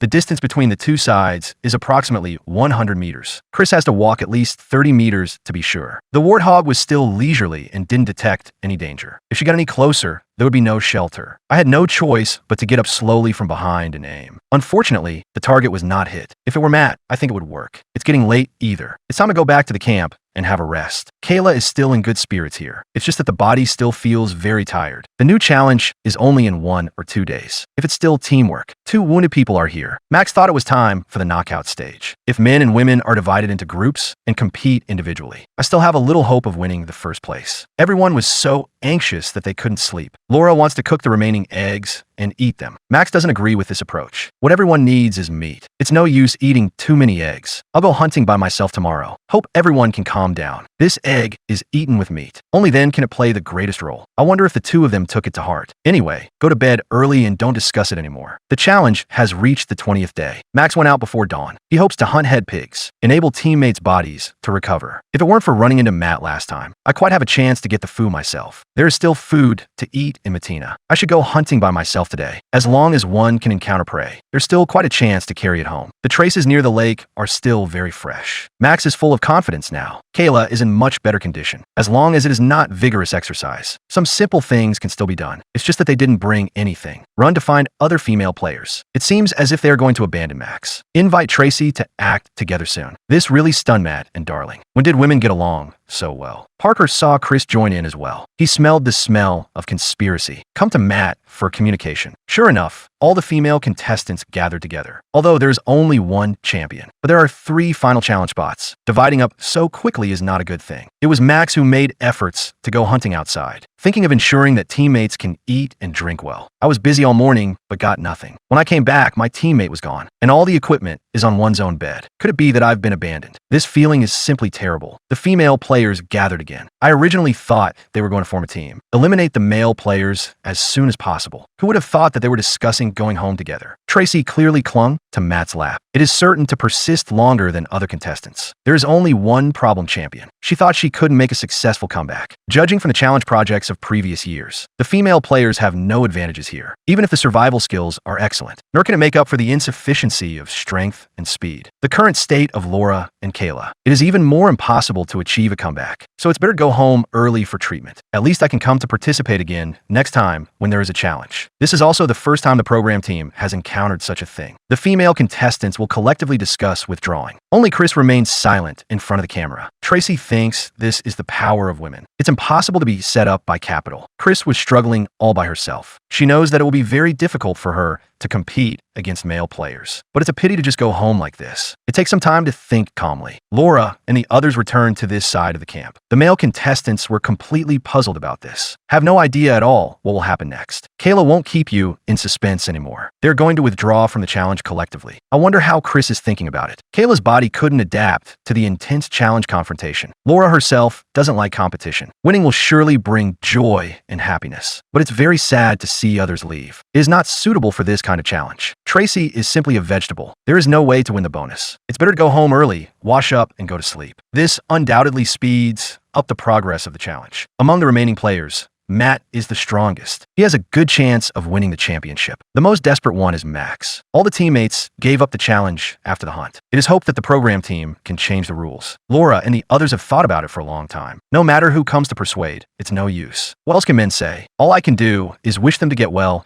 as soon as they return. Watch others leave here. The male contestants could no longer hold back their emotions. I wonder how Chris is thinking. Parker still hopes that she can stay. Chris thought for a long time. She knows in the wilderness survival challenge, women are indeed naturally inferior to men, but it doesn't mean giving up the challenge. I want to make one more effort myself, even if it's just a running companion in the end. I also want to make a good effort in front of the camera. So she's going to keep challenging until being eliminated and going home. It has to be said that Chris is much more stubborn. Even if everyone says she can't do it, as long as you believe you can do it, then I will keep going.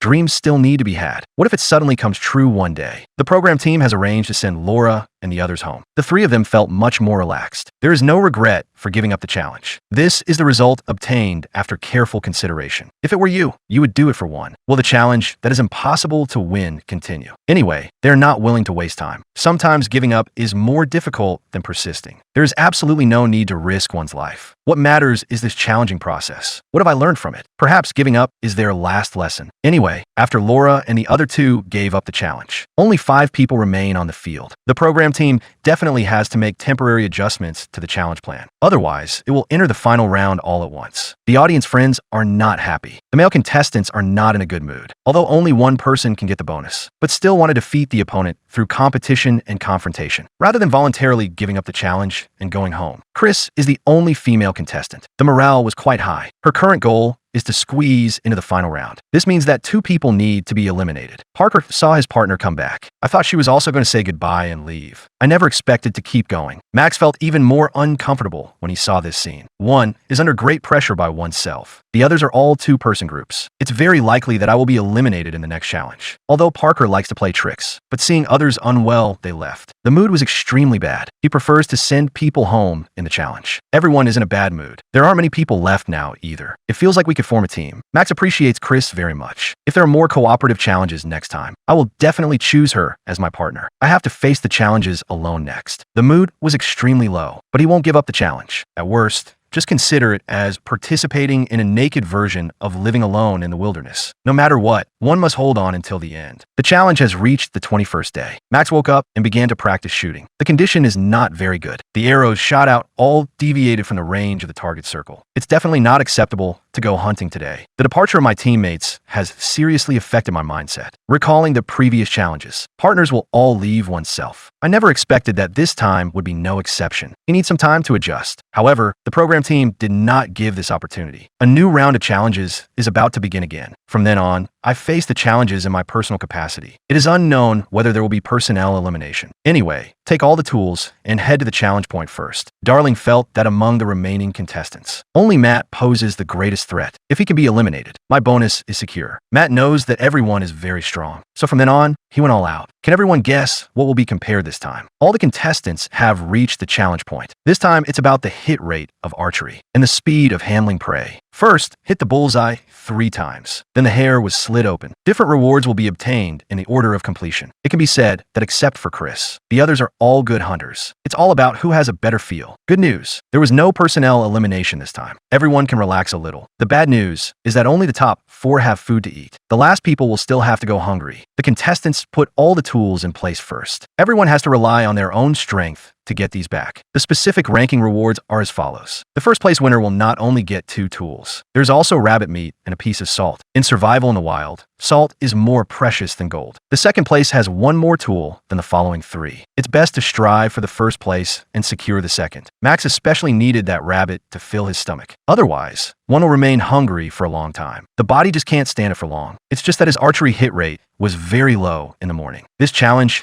may not necessarily lead to a good ranking. Matt is full of confidence. I don't feel at all that I will lose. You should know that he is in this challenge. How many prey can be hunted with bows and arrows? I'm sure I'll take the first place. It's truly a case of some being happy while others are sad. Without further ado, the challenge begins right away. Everyone was sprinting over 100 meters. The gap before and after is not obvious. It mainly depends on who has a higher shooting percentage. Parker picked up the bow and arrow first have try. It's not easy to hit the moving prey. He is full of confidence in this target. The first arrow hit the target successfully. It feels wonderful. Max just picked up the bow, an arrow, and aimed to shoot. It's a pity that the gap is quite large. If the condition doesn't improve, this challenge is dangerous. Darling wasn't in a hurry to act. Adjust your breathing first and then observe the target. Then shoot in one go. Good grief. It missed the target directly. The scene was quite embarrassing. Chris picked up the bow, an arrow, and shot. It also missed the target directly. So it makes no difference whether it is adjusted or not. Matt picked up the bow, an arrow, and aimed. It shot out only when the heartbeat rhythm slows down. This arrow is much closer to the bullseye. Just adjust your breathing slightly. Matt hit the target successfully with his second arrow. Parker became anxious when he saw that. He has to slow down. One can no longer be influenced by others. There's only the bullseye in the eyes. Darling found the rhythm and hit the target here. Chris was not willing to be outdone either. Successfully hit the bullseye. Only Max hasn't hit the target yet. Matt hit the second arrow first. It's as simple as breathing for him. This challenge is holding a handle and pinching, while I was still marveling at how amazing he was. Matt has completed the archery challenge, but Max didn't succeed with a single arrow. It's no use being anxious. One can only watch Matt deal with the rabbit. It can be said to be a crushing game, but he didn't relax. Still highly concentrated on the challenges. This first place is beyond doubt. Dealing with rabbits is not difficult. The limbs and head will be chopped off first, then peel off the fur completely. Throw away the unedible parts inside. In this way, the challenge is considered completed. Matt has a quick handling tip. There's a cut in the bottom of the rabbit. Then wave it like him. The internal organs will be squeezed out. Next, peel and cut off the feet. It was completed in less than a minute from start to finish. This is really too proficient. Matt easily won the first place. Now we can see how the other contestants perform. At present, only Parker has hit the second arrow and is slightly ahead. And Max hasn't found the feeling yet. My mindset was completely broken. It feels as if the arrow is getting farther and farther away from the target. He is already a little inclined to give up the challenge. The more anxious everyone is, the lower the hit rate will be. Chris just picked up the bow and arrow and shot. Try to increase the frequency of archery to take a chance. She didn't believe that she couldn't hit a single arrow. Parker didn't look at how the other players were. Have been concentrating on archery all along. Each adjustment is closer to the bullseye, with Parker's continuous efforts. Finally, the third arrow was hit. Run to deal with that rabbit at once. If there are no unexpected circumstances, the second place goes to Parker. However, there was an explosion on Chris's side. Hit 2 arrows in a row to complete the challenge. Run over immediately to deal with the rabbit. It's really hard to say for the second place. Chris made a cut in the middle. Just peel off the fur directly. Parker still dealt with it conventionally, starting from the tail. It is much slower than Chris in speed. Parker was still thinking about going faster. Chris has begun to deal with the inside. Darling and Max are still struggling hard. There is only one rabbit left. Whoever hits 3 arrows first wins. Originally, the gap between the two sides was not very large. Darling suddenly hit the target with an arrow. Max was in a state of utter collapse. It feels like there's no chance to overtake. This statement hasn't been finished yet. Darling has completed the archery challenge. Max is in really bad condition. Not a single arrow hit the bullseye. I still have to go hungry today. The mood was extremely low when Darling came to deal with the rabbit. The other two haven't finished yet. Does everyone think he has a chance to overtake? The peeling speed is very fast. And also clean the interior, by the way. Parker has only a little left. He wasn't in a hurry because of Darling's pursuit. Finish dealing with the rabbit at your own pace. Successfully won the second place. Chris also finished the processing at this time. Be able to rank third among a group of men. I was extremely excited. Show the power of women well in front of the camera. I am becoming more and more confident about the challenges. It's a bit of a pity for Darling. If the archery challenge is completed faster, he still has a chance to overtake. Max could only look at the rabbit enviously. He came last in his first challenge, and it's even in archery. I felt a bit embarrassed. Matt took the knife and the bow and arrow, plus a bag of salt and a rabbit. It feels like life is wonderful. Parker chose fishing gear and bows and arrows. His goal is very clear. He just wants to get more food. Chris chose fishing gear. Darling must have wanted that bow and arrow. Among the remaining tools,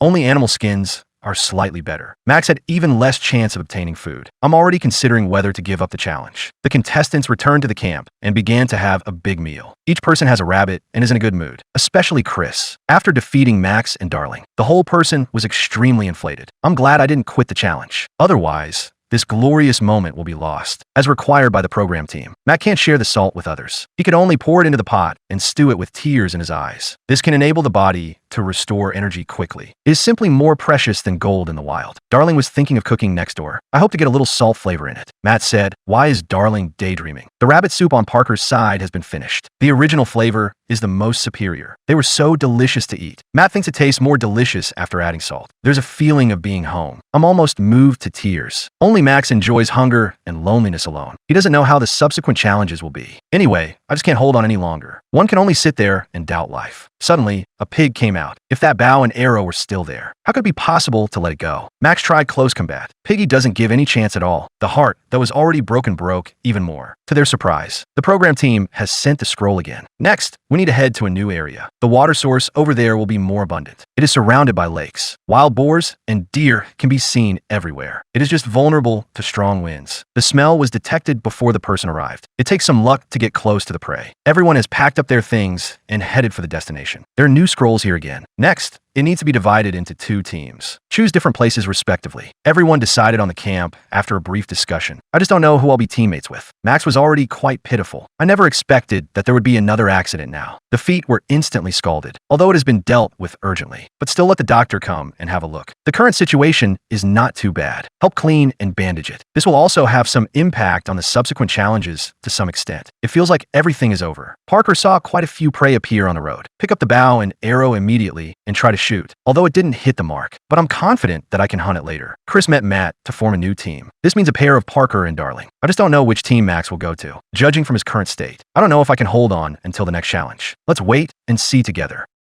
Matt once again demonstrated his superb hunting skills. None of them need to be moved by themselves. Then the piggy voluntarily came to the door and was shot. This scream made Matt extremely happy. Add another arrow to put it to sleep. Just look at this size and you'll know it's no ordinary thing. Just a knife is needed to smooth out the warthog. Other contestants were also invited to come and taste. This freedom of barbecuing is truly addictive. Even through the screen, one can feel their happiness. Here comes another question. There's only one champion. Does Matt's behavior count as taking advantage of the enemy? Would you share food if it were you? The challenge has reached the 23rd day. Max is considering which camp to go to. In fact, it doesn't matter where you go. He has had enough of life here. If the foot is not injured, perhaps I can still hold on for a while longer. Now I just want to go home and have a rest as soon as possible. There's no need to keep making things difficult for yourself. Give away what you have. Hope all the remaining contestants do their best. Matt was very surprised by this. You should know that Max is not weak at all. I never thought there would be a day when I would give up voluntarily. Chris felt that she could do it again. Perhaps there is really a chance to win the bonus. Max gave Parker the last piece of animal skin, seeing a powerful opponent leave. Parker's lips could hardly be contained. If one more person is eliminated, they will enter the final round. I would never give up like Max did, no matter what I say. Hold on until the end and take the prize money home. Darling also had a thoughtful look on his face. Anyway, Max felt that it was a relief. This challenge was not as smooth as I had imagined. Everyone is extremely powerful. I have never won the first place. It so happens that this is my 200 days. It ends in this form. It will definitely be remembered for a lifetime. There's no need to prove anything to others. In his previous 6 challenges, it fully demonstrated its own strength. Come and take part in the challenge again, if fate allows. With Max's departure, there are only 4 people left now. Everyone thinks that it's meaningless to confront now. It would be better to communicate well and work hard together. Send others home in the challenge. At present, Chris has the weakest apparent strength. It is almost impossible to take on the challenge.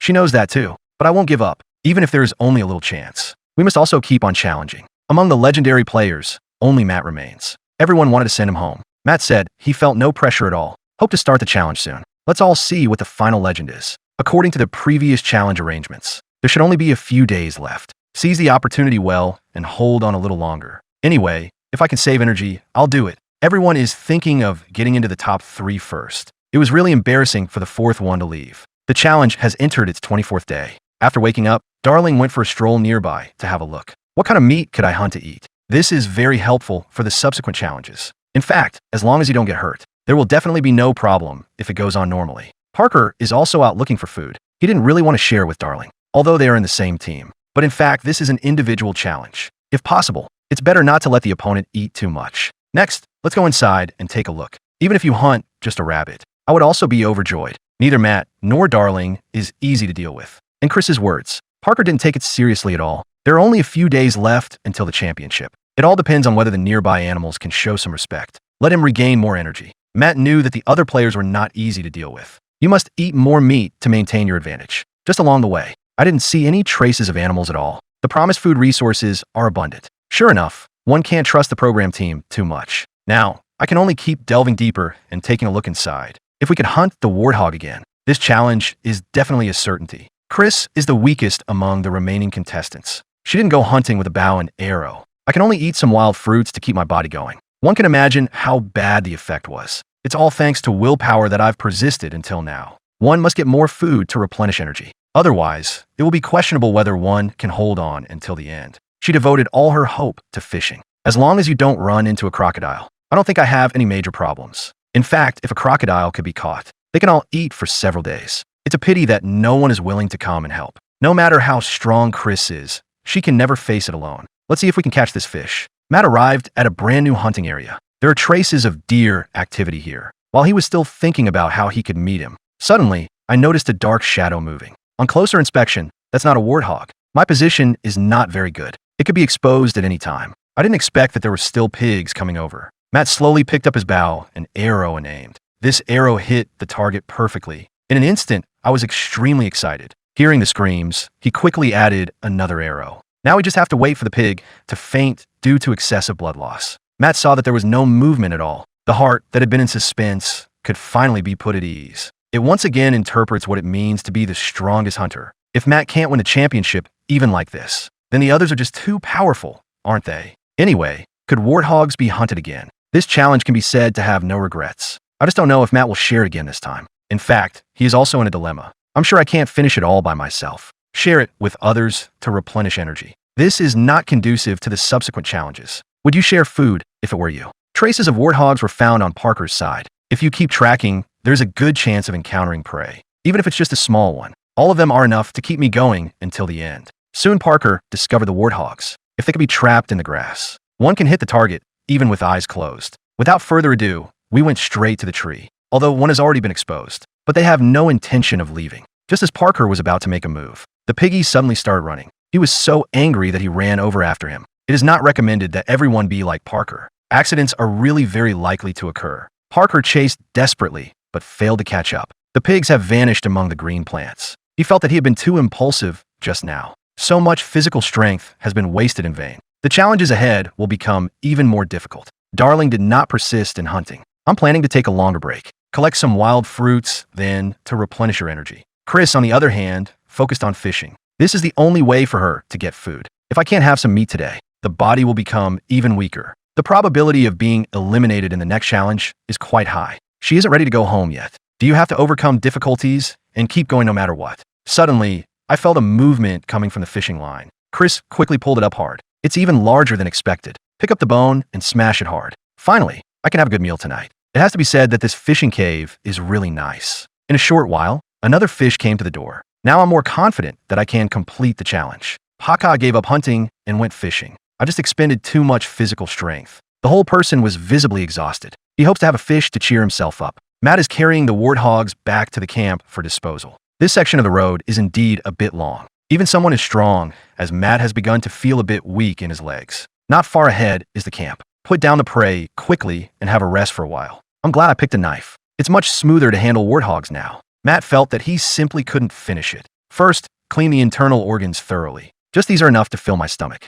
Parker is still fishing hard, but I gained nothing at all. Matt knew that the others were still starving. These provide them with something to fill their stomachs. It will have a significant impact on the challenges ahead. Parker is feeling extremely dizzy now. He felt that this challenge was coming to an end. So weak that I could only stop and have a good rest. It was only after much effort that my mind felt a little better. Hurry back to the camp to replenish your water and lie down for a while. Did Darling not bring back anything to eat either? The two of them were starving. Apart from drinking water, it seems there's nothing else to eat. Matt has already lifted the warthogs up for handling. Although it's not as meaty as the previous one, but I still want to share it with everyone. I don't want to compete with a group of weak people. The strong should confront the strong. Even if I lose in the end, I won't have any complaints. No wonder Matt can be called a legend. This scale is much larger than everyone else combined. Of course, not much of this meat will be provided. I still have to eat well to face the challenges. First, pretend to tell Parker that they have figs to eat. If you are willing, you can come and help pick. No one would turn down the chance to fill their stomach. Follow me right away to see what's going on. They didn't expect the figs to turn into warty pork. Matt is actually willing to share. And it's a crucial moment when we are about to enter the final round. Parker finally understood why he couldn't become a legend. All he could think about was how to send someone home. I definitely won't share with others. Even if Matt failed to win the bonus in the end. In everyone's heart, he is the uncrowned champion. Chris could smell the aroma of meat from a distance. She never expected that Matt would hunt warthogs again, and they also share it with others to eat. I originally intended to keep the food to myself. I saw some grilled meat to eat. One's perspective should also be broadened a bit. It's not impossible for everyone to taste it together. Today's happiness is provided by Matt. Not everyone can experience the freedom of barbecuing. Matt knew for sure that someone would say this approach was stupid. There is absolutely no need to let others eat their fill. He is just full of confidence in his own ability. I don't think I'll be inferior to others in terms of ability. Parker thought Matt was really a good person. Next, we must do our utmost to face the challenges. Try to send him home as soon as possible to wash up and go to sleep. This can be regarded as a repayment for this barbecue feast. Matt wouldn't care even if he knew. Put the meat in the pot and simmer it. Sprinkling a little salt inside will make it even more delicious. The excess meat is planned to be salted. This is enough to hold on until the end of the challenge. Matt is increasingly looking forward to the challenges ahead. Others could only envy and envy. After Parker and Darling got the pig leg given by Matt, I've been busy processing, handling, and preserving it all along. It's definitely enough for them to eat until the day they leave. But who could have imagined that there would be thunder in the middle of the night? No one took any rain protection measures. We must quickly increase the flame and ignite it. Make sure it won't be extinguished by the rain. At the same time, speed up the progress of smoking a little. I hope we can get through tonight smoothly. Matt's situation isn't much better either. The tree above is far from enough. The bark can only be picked up for protection. The only good news is that the flames hold on. I just can't fall asleep. I have to stay there all night watching. Pat and Darling were also constantly adding firewood. I'm afraid that I might accidentally waste the dried meat.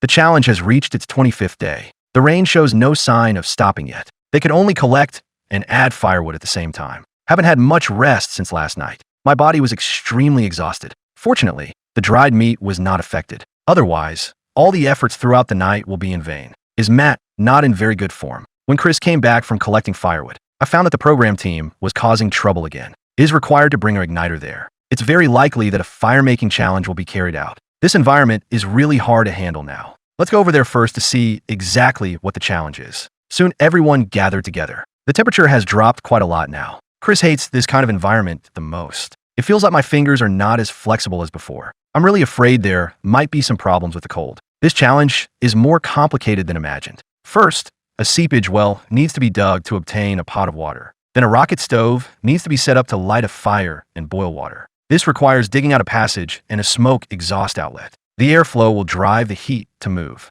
A lot of heat accumulates at the top. It will boil faster than traditional water boiling. It belongs to the advanced skills of wilderness survival because it is quite demanding in terms of skills and consumes a lot of time and physical strength. So most people don't use it. Chris has never tried it. It can only be created by imagination. The prize this time is rather meager. Just a shovel, a knife, and an umbrella rope. Among them, the shovel is the most valuable. It will definitely be used in the subsequent challenges. The top 3 will receive an extra crayfish, although there's not much meat to eat, but it's still better than having nothing at all. The last one got nothing. The good news is that there's no need to worry about being eliminated. Everyone has already understood clearly. Without further ado, let's start the challenge right away. Chris's condition is getting worse and worse. This challenge seems to be in jeopardy. Everyone rushed over at once to dig a well with pots. This has no technical content at all. Basically, miracles are achieved through great force. Chris's speed is obviously behind that of the others. She dug down a little. Everyone else has dug several times.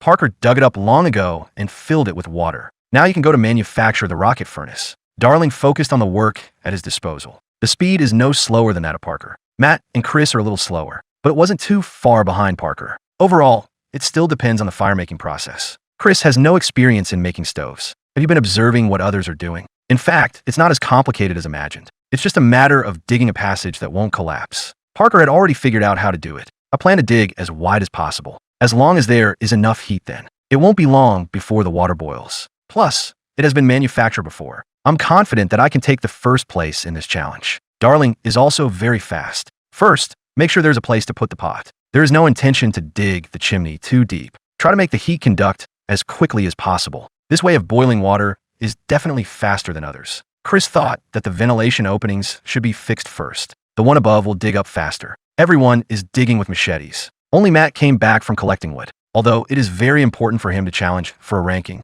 But the tools must not be damaged either. He thought the wooden stick in his hand was the best. When dug up, it was extremely powerful. I just don't know if the lost time can be made up. Chris soon felt the inconvenience of the machete. It's definitely not okay to keep bumping into the rocks head on. We can only change direction and continue to dig deeper. The approaches adopted by both sides are different. One type is relatively spacious with a flat surface for placing the pot. Another method is to boil water inside. The workload will increase significantly. The advantage is that it will boil water faster. Darling felt that as long as the speed was fast enough. It's also convenient to boil the water if it's prepared earlier. Parker saw that the stove next door had already been set up. I was extremely anxious because it rained heavily until dawn last night. The surrounding environment is damp. It's really not easy to make a fire now. Collect as many dry materials as possible. It's no use for others to be anxious. No one can stop Darling's steps. One can only focus on the work at hand. Try not to be left too far behind by Darling. Parker felt that he still had a chance. After all, Darling hasn't started making a fire yet.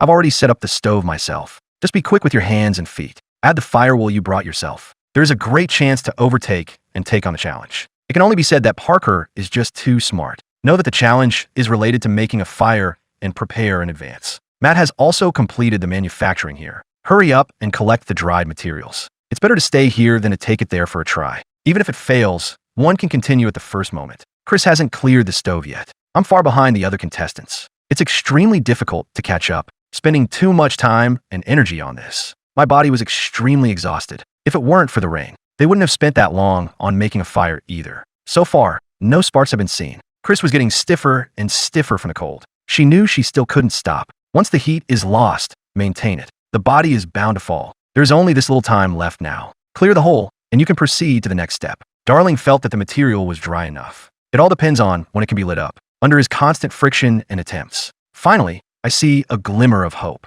The flame was burning more and more fiercely. The most difficult step has been completed. Just wait for the water to boil. Parker is very anxious over here. The firelight did not ignite the fleece. He could only keep adding materials to it. Try to light the fire as soon as possible. The situation was not as smooth as imagined. It took me many attempts to light it up myself. Try your best to maintain and grow. Matt still shows no sign of catching fire. Drier materials need to be added. He was extremely anxious inside, and Chris was still working on the stove. Judging from the current situation, lagged far behind others. Even if the stove has already been made, I don't think she can make a fire successfully either. But Chris still wanted to give it a try. Try to collect as many dry materials as possible. See if we can make a fire successfully as soon as possible. As long as there is still one person who has not completed the challenge, I won't give up and keep trying. Parker was concentrating on the work at hand. Make the flame burn as vigorously as possible. He was the first to put the pot on fire. Plus, he kept blowing air in to fuel the fire. Theoretically, one should be able to take the first place. It's just that Darling next door is chasing a bit too closely. The flame was burning very vigorously. Now, just put the pot on top. It all depends on who can come up with a better furnace structure. The more circulating the air is, the smoother the combustion will be. Matt had a hard time lighting the flame. It's a bit difficult to overtake the ones ahead, but this third place should be a sure thing. Chris took away all the dry materials around. If the fire could be lit up quickly, there's still a chance to avoid being the last one. It has to be said that it's indeed possible to collect materials. Soon, flames were seen coming out. Could it be that she is really going to achieve a leapfrog development? Matt felt as if the sky was about to fall. Now we still have to figure out a way to transfer the flame. He doesn't want to get burned like on the first day. We can only speed up and bring it back to the stove. Although the flame has been successfully ignited, but it lags far behind others. The water in Parker's place was about to catch fire. He kept blowing air in despite his discomfort. As long as you can hold on, I believe the water will be boiled soon. Darling tried to clear the air with a wooden stick. See if the flames can burn even more fiercely. At present, Parker still has a greater advantage. Other contestants need to spend more time. The worst part is Matt's side. It's as if the flames haven't yet flared up. Just started fetching water and bringing it back to boil. Chris felt that she had a chance to keep her third place. Matt next door has just started. It should be very difficult to overtake in a short period of time. While adjusting the stove, add firewood to it. The effect doesn't seem as good as Chris's. The Darina water has begun to boil slowly. I originally thought there would be no problem. I didn't expect there to be a problem with the ventilation. If not handled properly, the flame is likely to go out. Parker doesn't have these troubles. The stove was burning very fully. The steam from the pot is getting more and more. The other contestants were catching up very closely. Now there's a little accident. All of them may be overtaken. Everyone was sweating profusely from the flames. But no one would relax at this time. I wish I could get closer to make the fire burn brighter. The effect is very obvious. No one expected it. Chris completed the challenge first. Good grief. From falling behind at the beginning to catching up, it really swollen my face. Chris is extremely excited now. You should know that her body was extremely frozen stiff. No one was optimistic about her. I never expected that I would be the most promising. Whether or not one can win the bonus is no longer important. This highlight moment is worth bragging about for a lifetime. The strength of women is no less than that of men. Chris proved this point again. Darling thought that was fine. Don't be nervous about competing for the first place, whether it's second or third. In fact, the difference is not very big. As soon as this mindset improved, the water also began to boil. I can enjoy a sumptuous feast of crayfish tonight, although there is not as much meat as that in warty pork. But I just love this taste to the core. Now only Parker and Matt are left. Parker never expected to end up competing for the third place. This is completely different from the script I got. Must we defeat Matt no matter what? In fact, when comparing the two, Matt is clearly no match for Parker. If he didn't share the food, Parker didn't have the energy to be so arrogant either. It can only be said that I still overestimated my own strength. Parker's pot had already started to bubble.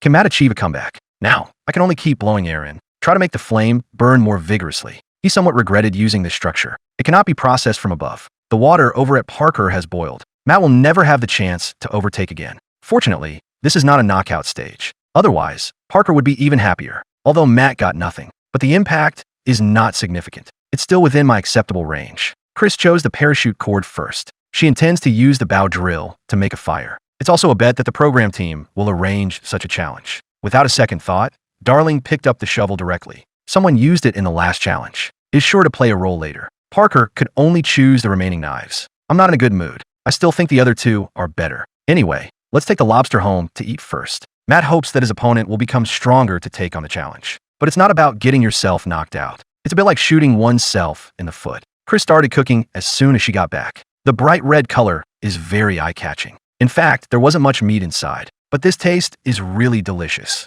Of course, if you could add some seasonings to it, this will taste even more delicious. Matt was so envious that he burst into tears. Yesterday, I shared warthog with everyone to eat, but now there isn't even a single crayfish. I can only watch enviously from the next room. Parker and Darling are also enjoying the delicious food. These will never get boring no matter how you eat them. I just didn't expect Chris to be so strong. Sure enough, those who have persisted until now are all experts. The challenge has reached its 27th day. As soon as Darling woke up, he began to collect figs. These can provide a considerable amount of sugar. Collect more and stockpile them. There's no need to worry about going hungry anymore. I just didn't expect the program team to arrange another challenge. My body was still a bit slow to recover. The Friction Fire Ignition Challenge will be held tomorrow. Many veteran players have fallen on this. Chris perfectly predicted the program team. The umbrella rope has a significant advantage here. The other contestants need to get well prepared. Parker fell down right here last time. This time he didn't have any advantages either. We can only collect more materials. Let's see if we can challenge better than before.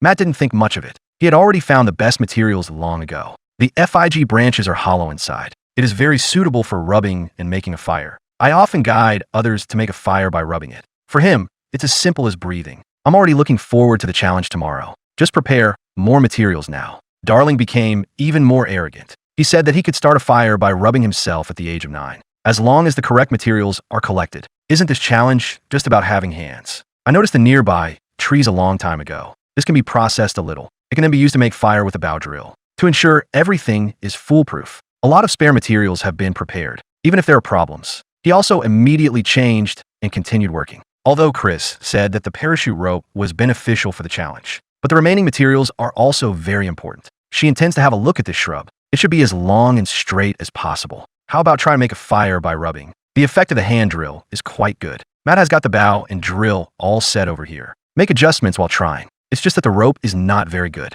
If he has an umbrella rope, I had long been ready to lie down and wait for the challenge to start. How could it be as hard as it is now? The problem now lies in the rope. It is particularly prone to slipping and wearing out. If this problem cannot be solved, it seems that the challenge tomorrow is in jeopardy. Chris thinks her hand drill is also very good. Even a bow drill is not needed. How about gathering some information nearby? Matt doesn't think hand drills are good. It's particularly easy to hurt your hands. Chris, of course, knows the drawbacks of hand drills, but there are no good materials nearby. Matt does have a good suggestion. If some umbrella ropes could be separated out, he is willing to offer help. I wonder how Chris made her choice. It's now the 28th day. Everyone woke up before dawn. No one can guarantee a sure win. The pressure is getting greater and greater. Take everything in the camp. The friction firemaking tools are ready. Everyone should head to the destination immediately to meet up. Losers will be eliminated immediately. Who do you all think can't make it to the finals? Let's wait and see together. How difficult is this wilderness survival challenge? Not only do they have to make a fire in its original way under the scorching sun, all materials should be collected by yourself. Also know how to set traps to catch birds. But anyone with almost no ability could do it. Fortunately, there is still a big bird to eat. It can soothe the restless stomach. If it were you, how many more days could you hold on? The challenge has reached the 28th day. This challenge is still a fire test. Contestants are required to hand in everything. It means that nothing Parker prepared can be used. There's no problem. It was targeted by the program team. Only when his bow and drill are all ready. Just waiting for the challenge to come true. Now, we can only make a fire with the materials provided by the program team. It can be said that it disrupted everyone's preparations. Everything has to start from scratch. What's worse, this time it's a knockout stage. Everyone feels extremely stressed. At present, Chris has the greatest advantage. After all, the rope obtained from the challenge is allowed to be used. If she doesn't make good use of the elimination, it will be a disaster. After lighting the fire, burn the rope to pieces.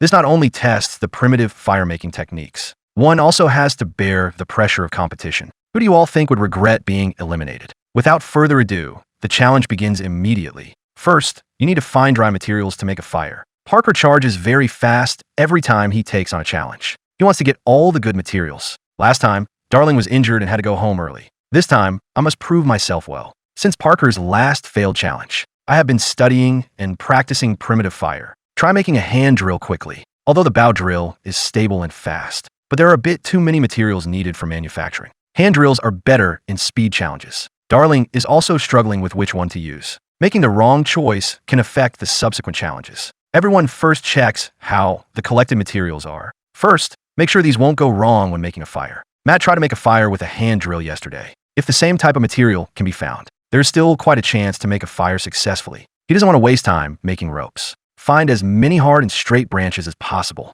It's still quite interesting to start a fire with a hand drill. Chris has an umbrella rope in her hand and can use it. It's clearly possible to make a bow and drill to make a fire. They insist on choosing a hand drill. This let the other contestants know. I'm afraid everyone would think Chris has gone crazy. She felt that only in this way could she prove herself. I don't want to win this challenge by relying on external things. Good grief. If it were me, I would definitely use a bow drill. There's really no need for such internal strife. If this is eliminated, there will be no place to regret. Parker has already collected the materials here. This time, I still plan to make a bow drill. He wants to redeem himself and prove himself. Chris should try to collect as much as possible here. She intends to bring about a qualitative change through quantitative change. Now I'm the only female player left. No matter what, we must insist on making it to the finals. Let me show you all the power of women. Each one should be observed carefully. Make sure there won't be any problems that could hurt your hand. The smaller the size, the better the friction when rotating. Concentrate on cleaning the surface thoroughly. Don't be influenced by other players.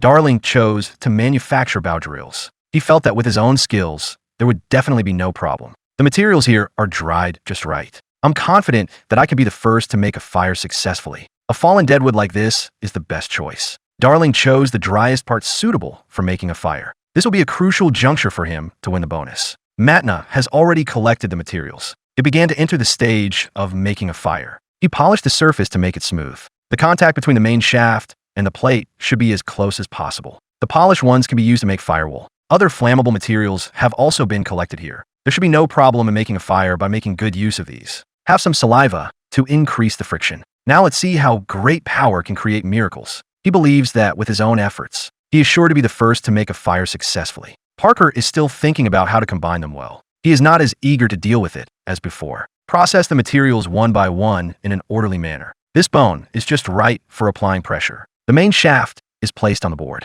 As long as you can be the first to finish making the fire, then the bonus should be no problem either. And Darling was still there collecting materials. I'm not at all worried that other contestants will complete the challenge first. As the saying goes, sharpening the knife does not delay the wood cutting. He is willing to spend more time on this. Good grief. If I still haven't found the right one, wouldn't Nautilin just explode? He came to the area where he had collected materials yesterday, because I had tried it before. So without a second thought, I just took it back to deal with. Judging from the current progress, Chris is in a rather dangerous situation. He could be overtaken by Darling at any time. After all, he has already gathered all the materials and manufactured the bow drill. I'm very confident that the fire will be successfully made in a short time. Here are a few little tricks that others don't know. Make a fire in such a dry and hot environment. Wetting the rope can prevent the embarrassment of sudden breakage. Even the issue of sweat was taken into consideration. He has a very professional look on his face. It's hard to say that there's really a chance to overtake. Pick up the tools and start trying to make a fire there. He felt it was only a matter of time.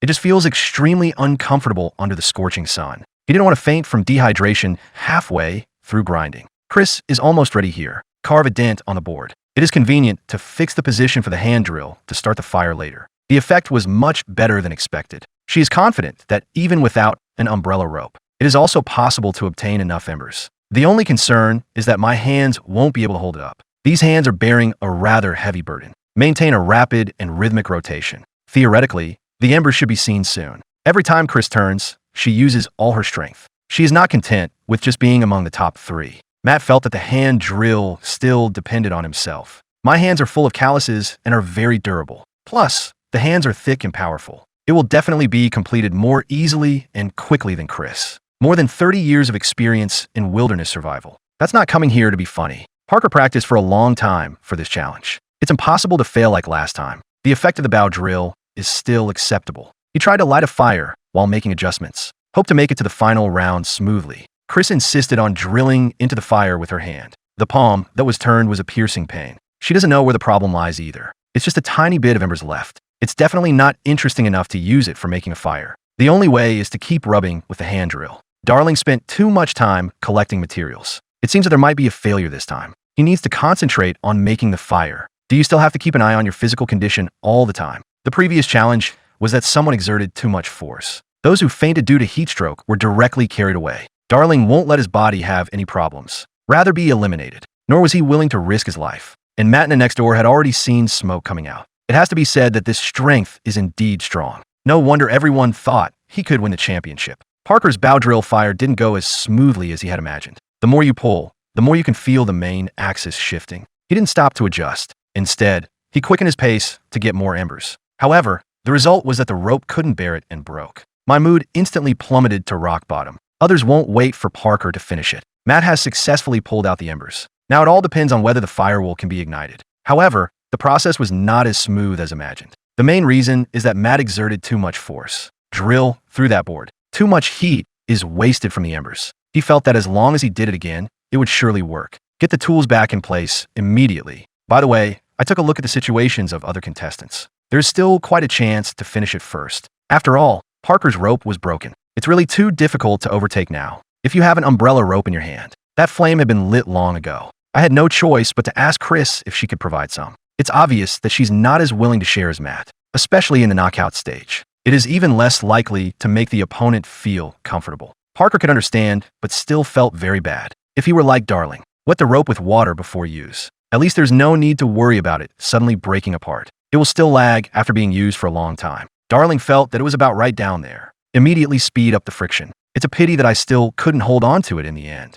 It has to start turning again. The weather is getting hotter and hotter now. Chris feels a bit of heat stroke. There is not much space for rotation. My hands are now sore and tired. The thing I'm most afraid of is getting all the blisters out. Once it appears, it's all over. The challenge is much more difficult than imagined. Darling went into the water to cool down. It feels like the CPU is about to burn out now. Make sure you are in good condition before each job. Otherwise, even if this challenge is won, in a few days, my body won't be able to take it and I'll go home either. Anyway, as long as I'm not the last one, that's fine. I wasn't in a hurry at all. Parker reworked the bow drill. The process of making a fire this time went a little more smoothly. The problem is that there aren't many embers left. It's quite a distance from catching fire. Chris doesn't regret using the hand drill. These hands are left useless here. Also, light this fire. The harder one tries, the weaker the body becomes. Matt isn't much better off here either. The hand drills were all worn out by myself. It was lit up long ago as usual. I have no idea where the problem lies. One can only keep trying over and over again.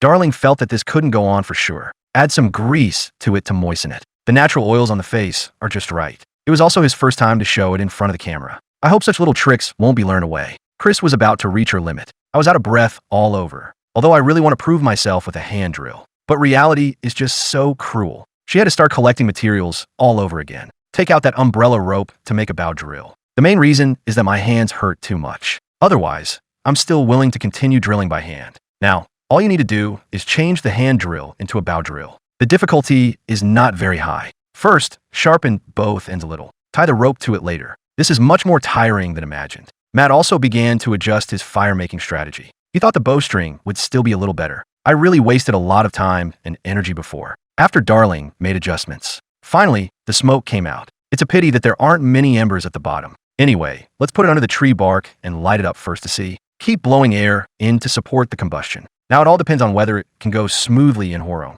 Darling was taking great care of it, fearing that it might be blown out. Fortunately, no accident occurred. Hurry up and head to the next location with the flames. The other contestants were quite anxious when they saw that. There are only 2 spots for advancement. No one wants to go home like this. Darling only needs to light the rope now. Then one can enter the final round. Although the things above haven't fallen down yet. But Darling has already begun to give his victory speech. This victory was entirely due to the oil on the face. The whole person was so excited that he was incoherent. As the scroll above fell down, Darling officially entered the finals. Next, he is going to take his equipment. Head into your personal camp, no matter who the final opponent is. He is confident that he can hold on until the end. Even thinking about how to spend the bonus well. The bowstring on Chris's side is still being manufactured. It's even worse on Parker's side. The more they keep pulling back and forth, the rope became even less capable of holding up. There is no advantage at all now. Matt is anxiously looking for suitable materials to make a fire. He still overestimates his own strength too much.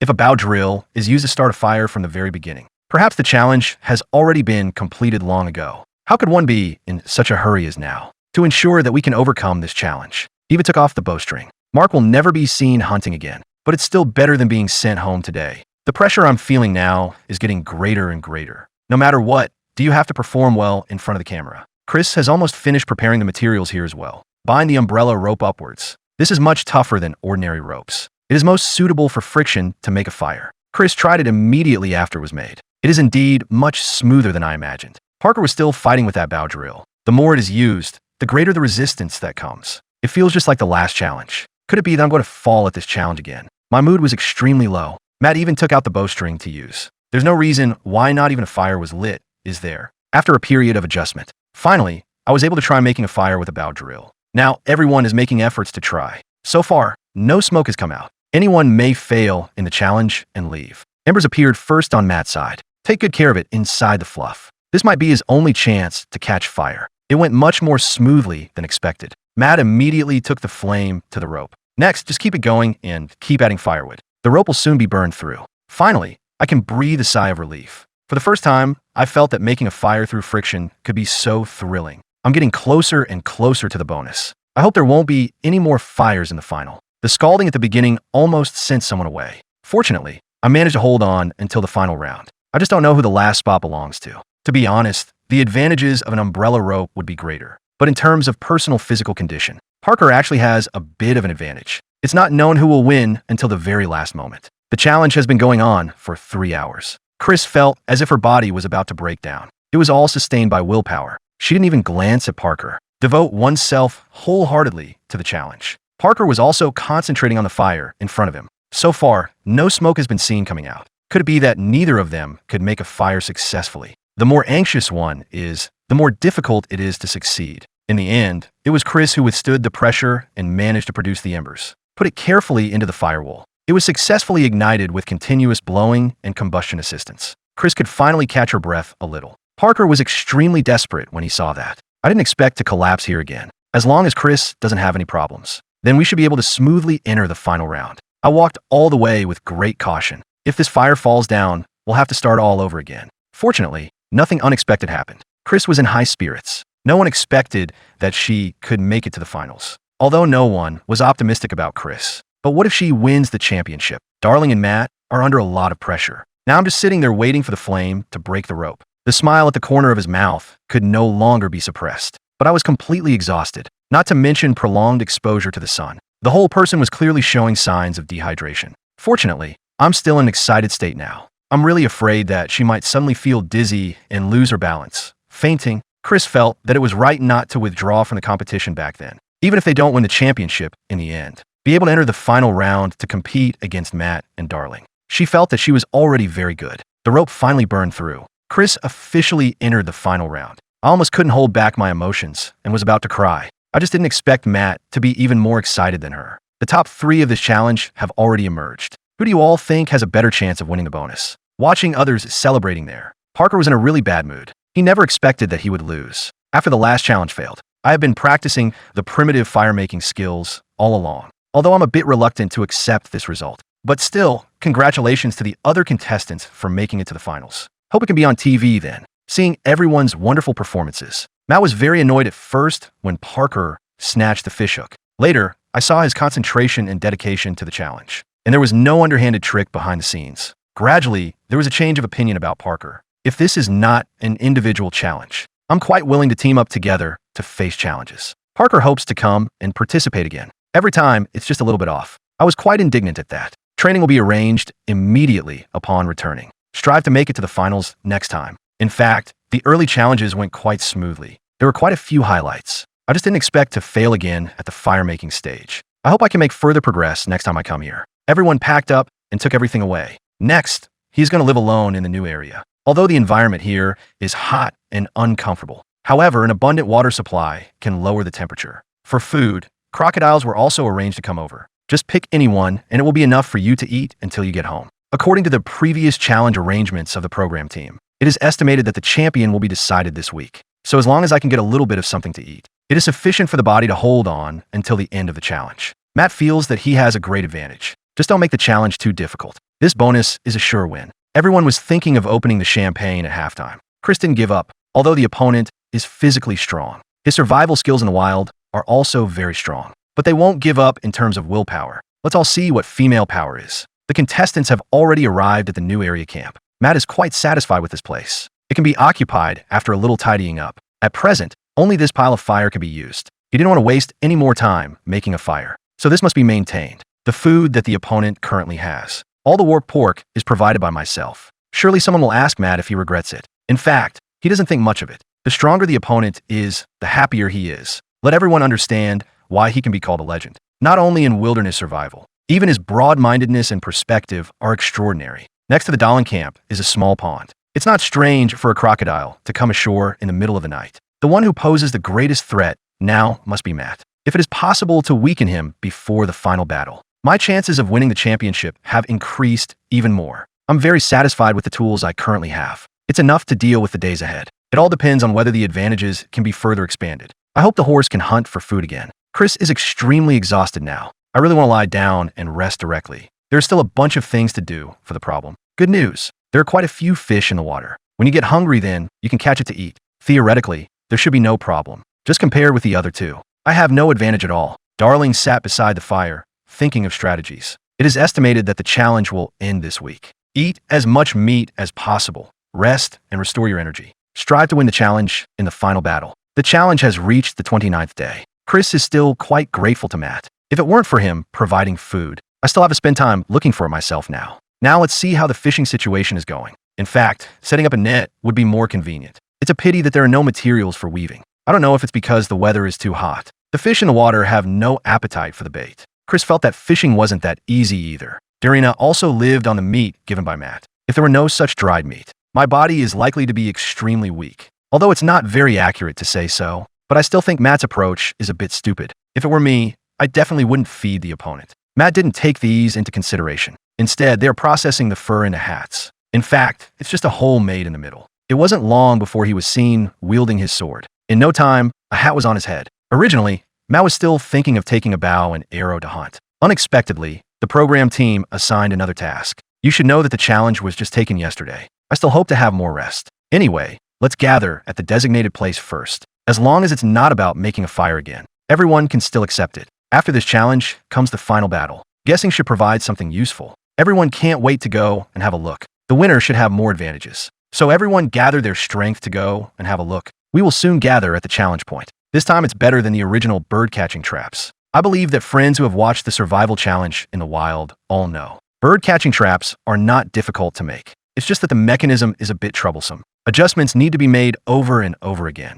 The challenge is divided into 3 stages. First, collect 4 crickets as bait. Then collect materials to make traps. And a large enough hole should be dug at the bottom. The one who triggers the trap twice first wins. You'll get either a pea chicken or a saw. The last one got nothing. It's obvious that everyone is striving for the first place and securing the second, whether it's food or tools. It will all be very helpful for the final battle. It all depends on how everyone makes their choice. Without further ado, let's start the challenge right away. Collecting crickets is not very difficult. Basically, as long as you see it, you can catch it. If not all 3 are in the same area, I believe it will be caught even faster. Chris was the first to collect all 4 crickets. Enter the next stage to collect materials. Choose as straight and long a wooden stick as possible. Make sure there is enough space for the big bird. With ropes for fixation, there's no need to worry about the frame falling apart. Darling and Matt were still fumbling around there. I never expected to fall behind at the very beginning. This is completely different from the script I got. For now, we can only focus on collecting.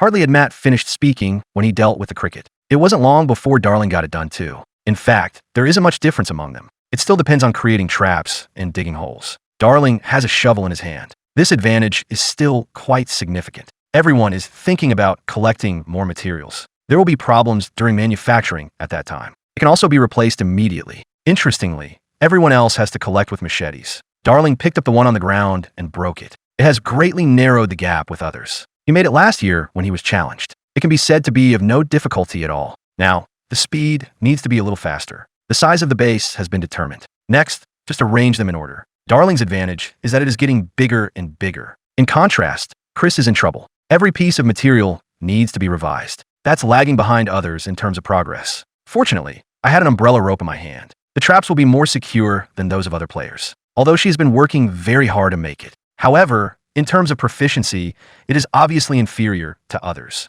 I tried many times, but still couldn't find the key point. If this continues, it's questionable whether it can be accomplished. Matt has already dealt with all the materials. Just combine them in sequence. His hands and feet are already very fast. It's still a bit slower compared to Darling. start manufacturing directly from 0 frames. There were no problems during this period. He felt that it was just too easy to make. He didn't pay any attention to the situations of the other two at all. Anyway, just focus on your own work. I originally thought Darling would be the first to finish. Unexpectedly, Chris suddenly quickened her pace. It was the first one to complete the trap. It really swole my face. Matt is currently lagging far behind. Could it be that I'm going to stumble here? It's no use being anxious now. Focus your attention on the trap. As long as you are not the last one to finish, I can still accept it myself. Darling has participated in the challenge. It's no use knowing that the manufacturing speed is fast. It is necessary to ensure that there are no problems with the finished product. Otherwise, major problems will occur when triggered for the second time. Chris doesn't care about that much.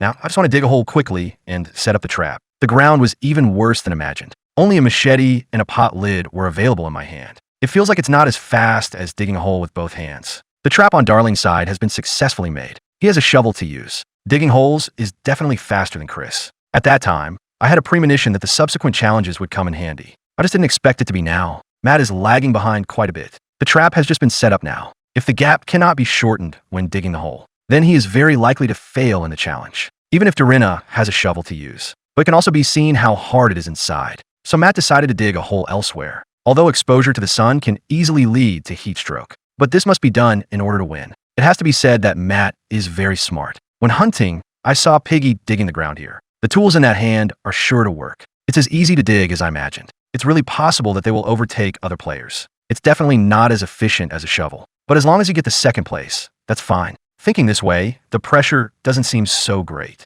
Darling saw Matt digging over there. Why didn't I think of it myself? If you go to the puddle like him, perhaps the hole was dug long ago. But it's not a big problem. The shovel is much more efficient. The hole has been successfully dug, and we are trying to trigger the trap. Matt also dug the hole over here, a little behind Darling. It all depends on who can trigger the trap twice first. Chris was extremely anxious. She is still digging holes here. If you go to the puddle like Matt did, perhaps the challenge has been completed by now. Darling had already given the trigger to the manufacturer. Now, let's see how sensitive it is when the trap is triggered. Generally speaking, as long as the birds come in to eat the bait, the trap will be immediately laid down. No matter how strong the bird's will to survive is, it can never break free and leave. As long as there is no problem with Darling, then you will be able to successfully overcome the challenge. Matt is also very fast over there. The trigger part has been properly dealt with. It all depends on whether it can be triggered smoothly. Chris has just dug the hole over there. There are simply too many lagging behind, unless the trigger mechanism can be handled in one go. The contestants all focus their attention on the traps. Whoever makes a mistake will fall completely behind the others. In the end, it was Darling who withstood the pressure and triggered the success first. Just rearrange it properly. There is no surprise at all. Darling was the first to complete the challenge. You can give priority to choosing tools or food. The other two became even more anxious upon hearing the cheers. There's something wrong with Matt. The branch is a little longer. The balance point is not easy to find. Fortunately, Chris didn't finish it during that period. It was only then that Matt found and triggered the trap. Just reset it and it's done. At this point, Chris also completed the trigger. It's really hard to say who will complete the challenge first. In the end, Matt was still a little faster. Be the first to complete the trap and reach the challenge point. If Chris could be a little 10 seconds faster, the second place is hers. It's such a pity that I got nothing. On the contrary, it looks a bit like heat stroke. My mood was extremely low. Darling took a fancy to the saw at first sight. It is much more important to him than the physical object. And Matt could only choose the food. In fact, he also wanted a saw. If I hadn't sent meat to Darling myself, it's very likely that the saw will end up in his own hands. The next challenge will be the final battle. These days, Chris has to find a way to get food. Otherwise, it will be very difficult to compete with the rest in terms of physical strength. Darling was in a pretty good mood. This saw is sure to be used later. He felt that the bonus was almost in his arms. We must really thank Matt for the meat he sent. Otherwise, I wouldn't have chosen the saw so resolutely. Chris is in the worst situation now. Now, I can only adjust my mood. Don't let this challenge affect what follows. As long as you catch fish, there is still a chance. And Matt had already gone back and started dealing with the food. It still holds an absolute advantage in terms of food. He is confident that he can win the bonus. Who do you all think will be the champion of this session in the end? Let's wait and see together. The most difficult challenge in the history of survival in the wild has finally arrived. The contestants need to make ropes and ladders. We also need to hunt down crocodiles. It not only tests the hands-on ability, it also tested the hunting skills of the contestants. Besides, there is also courage. They need to jump off a cliff dozens of meters high, then test their ability to make a fire. The winner will receive a final reward of $100,000 US. The whole process was really thrilling. The survival time in the wilderness has reached 31 days. Darling is ready for the new challenge. He is very confident of winning the championship this time, and he expressed that he must win. Now he feels terrifyingly strong. Matt is the biggest competitor in this final round challenge, but he is much more modest than Darling. Matt can't guarantee that he will definitely win the championship. I just hope I can have better luck. Chris is the weakest player in the final round. If neither Matt nor Darling's attention is on Chris, it's very likely that Chris will get the chance. Today, the program team assigned a task. The contestants need to make a ladder and natural ropes, then take all the things to the next challenge location. Darling was very glad that he had chosen a saw. The saw played a very crucial role in this challenge. The task seems simple enough. It's actually not difficult at all. Each contestant has enough confidence to complete it. The contestants need to make a sturdy ladder using local materials and make a natural rope of no less than 12 feet. Choosing the appropriate materials is the key to this task. Chris saw a lot of long grass nearby. She wants to weave a rope out of these grasses. It's wiser for Chris to make ropes out of grass because she is relatively light in weight. Even if a straw rope is not as strong as tree bark, it's no problem for her who is light in weight. Chris understands the importance of strategy. Start from the first day's firemaking challenge. She then realized how to proceed with this challenge. Chris has always taken every challenge very seriously. It was this that enabled her to reach the finals. If Chris can win, then she will become the strongest female player in wilderness survival. Matt aimed the materials at the woods. He decided to make ropes out of tree bark. Ropes made from tree bark are very strong, but it is more difficult than using straw ropes. Thousands of years ago, it is from tree fibers that humans make ropes. Every challenge is a disadvantage for Matt. I even burned my hand on the first day of the challenge. I almost got eliminated in the knockout stage. This time, in the final round, he wants to prove himself to the whole world. Matt has excellent hunting skills. He has participated in many wilderness survival challenges. She has performed very well in previous season's challenges. This season's challenge should also be quite good.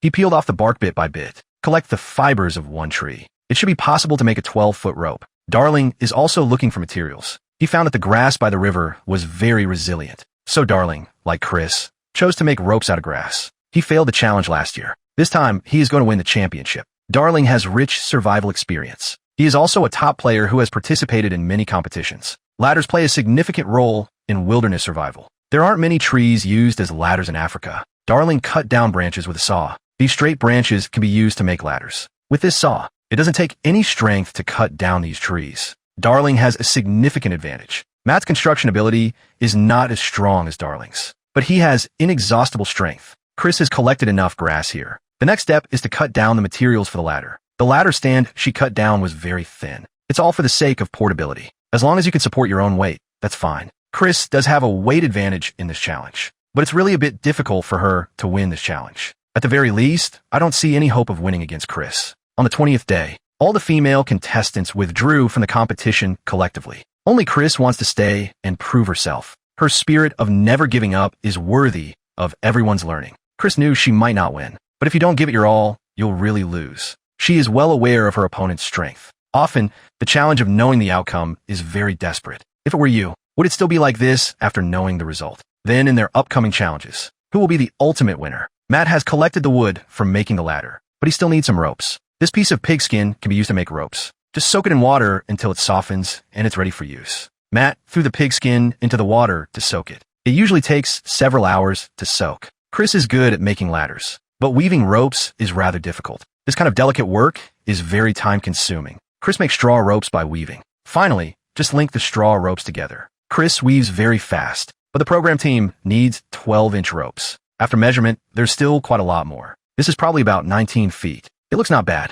Chris's rope mission has been completed. Next, we need to set up a ladder. Darren is first making a ladder here. He arranged to make the rope in the evening. There's a problem with the structure of the ladder that Darling built. If you step on it like this, it will surely fall down. Chris has also started making ladders. She believes that Matt is the biggest and second biggest competitor. If we can defeat Matt, Chris is very likely to win. But facing a strong player, she has to use strategies. Making a ladder is actually very simple. Just bind the bracket with a rope. Each contestant has an umbrella rope, so it only takes some time to build a ladder. Chris soon finished the ladder again. I try to bear the weight. It's completely fine to support her weight. Darling also finished making the ladder, and it is relatively stable. Matt fished the pig out of the water. He's going to cut the pigskin into strips. Matt wants to build the sturdiest ladder. Anyway, I'm not in a hurry. It's fine to do it for a longer time. Matt bound the ladder structure with pigskin strips. After finishing the ladder, we began to make the rope. Matt's progress is the slowest, but it doesn't affect tomorrow's challenges at all. Matt is the only contestant who uses tree fibers to make ropes. It all depends on whether it works well or not. Tomorrow is the last day. Chris was the only woman on the field. She feels extremely stressed now. Her family must be watching her show, so she didn't want to bring shame to her family. The more you care, the greater the pressure will be. Except for Chris. Matt couldn't sleep all night either. He knew that his body was no longer young, so there aren't many opportunities left to take part in the challenge. Everyone wants a reward of $100,000. With this $100,000 bonus, Chris can be used to improve the environment of her own home. Darling's rope mission has not been completed yet. He has been weaving ropes. It still wasn't done by 2:30 a.m. This might have a significant impact on his challenge tomorrow. Today is the challenge day for the contestants. Darling didn't sleep at all last night. The contestants need to carry things to the challenge site. This journey is also a challenge for them. But every contestant has great confidence. Everyone was hurrying along with their belongings on their shoulders. The weight of the ladder became a burden for the contestants. It seems that Darling is exhausted to death. The contestants need to put everything down, then use a ladder to climb the tree and take down the bow and arrow. After obtaining the bow and arrow, you need to hunt the crocodiles in the water. Bow and arrow hunting has a significant advantage over Matt. The bow and arrow are 3 meters high. The crocodile is in the water. In fact, this challenge is by no means simple. If all can be accomplished, the third stage is to use straw ropes to scoop up the fish traps in the water. There is an igniter in the fish basket. The contestants need to jump off the cliff and swim to the opposite bank to make a fire. This challenge is thrilling enough. Matt and Darling have a big advantage. The first place will receive a reward of $100,000 and was awarded the title of the strongest wilderness survival enthusiast on the show. It's simply a challenge that brings both fame and fortune. There are many steps in the entire challenge. Physical strength holds a significant advantage. Matt seemed determined to succeed. He makes a fire while cooking. However, the advantages were extremely significant in the first and second stages. Chris wants to surpass. It must be reversed in the later stage. After the contestants are ready, I immediately started the challenge. They carried ladders in search of bows and arrows. There shouldn't be any accidents during the stage of holding the bow and arrow. To create a gap, it must be the stage of hunting crocodiles with bows and arrows. Matt was the first to get the bow and arrow. The other two are not ready yet. This gap is just too big. Even holding a ladder is so indelible. Chris was the second to get the bow and arrow. This took me very by surprise, although Darling was the last one to get the bow and arrow. But it is expected to catch up later. Matt came to the shore to prepare for hunting, although it's a fake crocodile head, but it's quite difficult to shoot with a bow and arrow. Hunting crocodiles with bows and arrows is a survival skill. The contestants who passed this level all have proved that they possess good hunting skills. Matt hit the mark with his first arrow. It looks too simple. Chris has also reached the second stage. The first arrow also hit. The second arrow also hit. Darling has only arrived now, although slower than others. But Darling has a fast hand speed. Matt is always on target.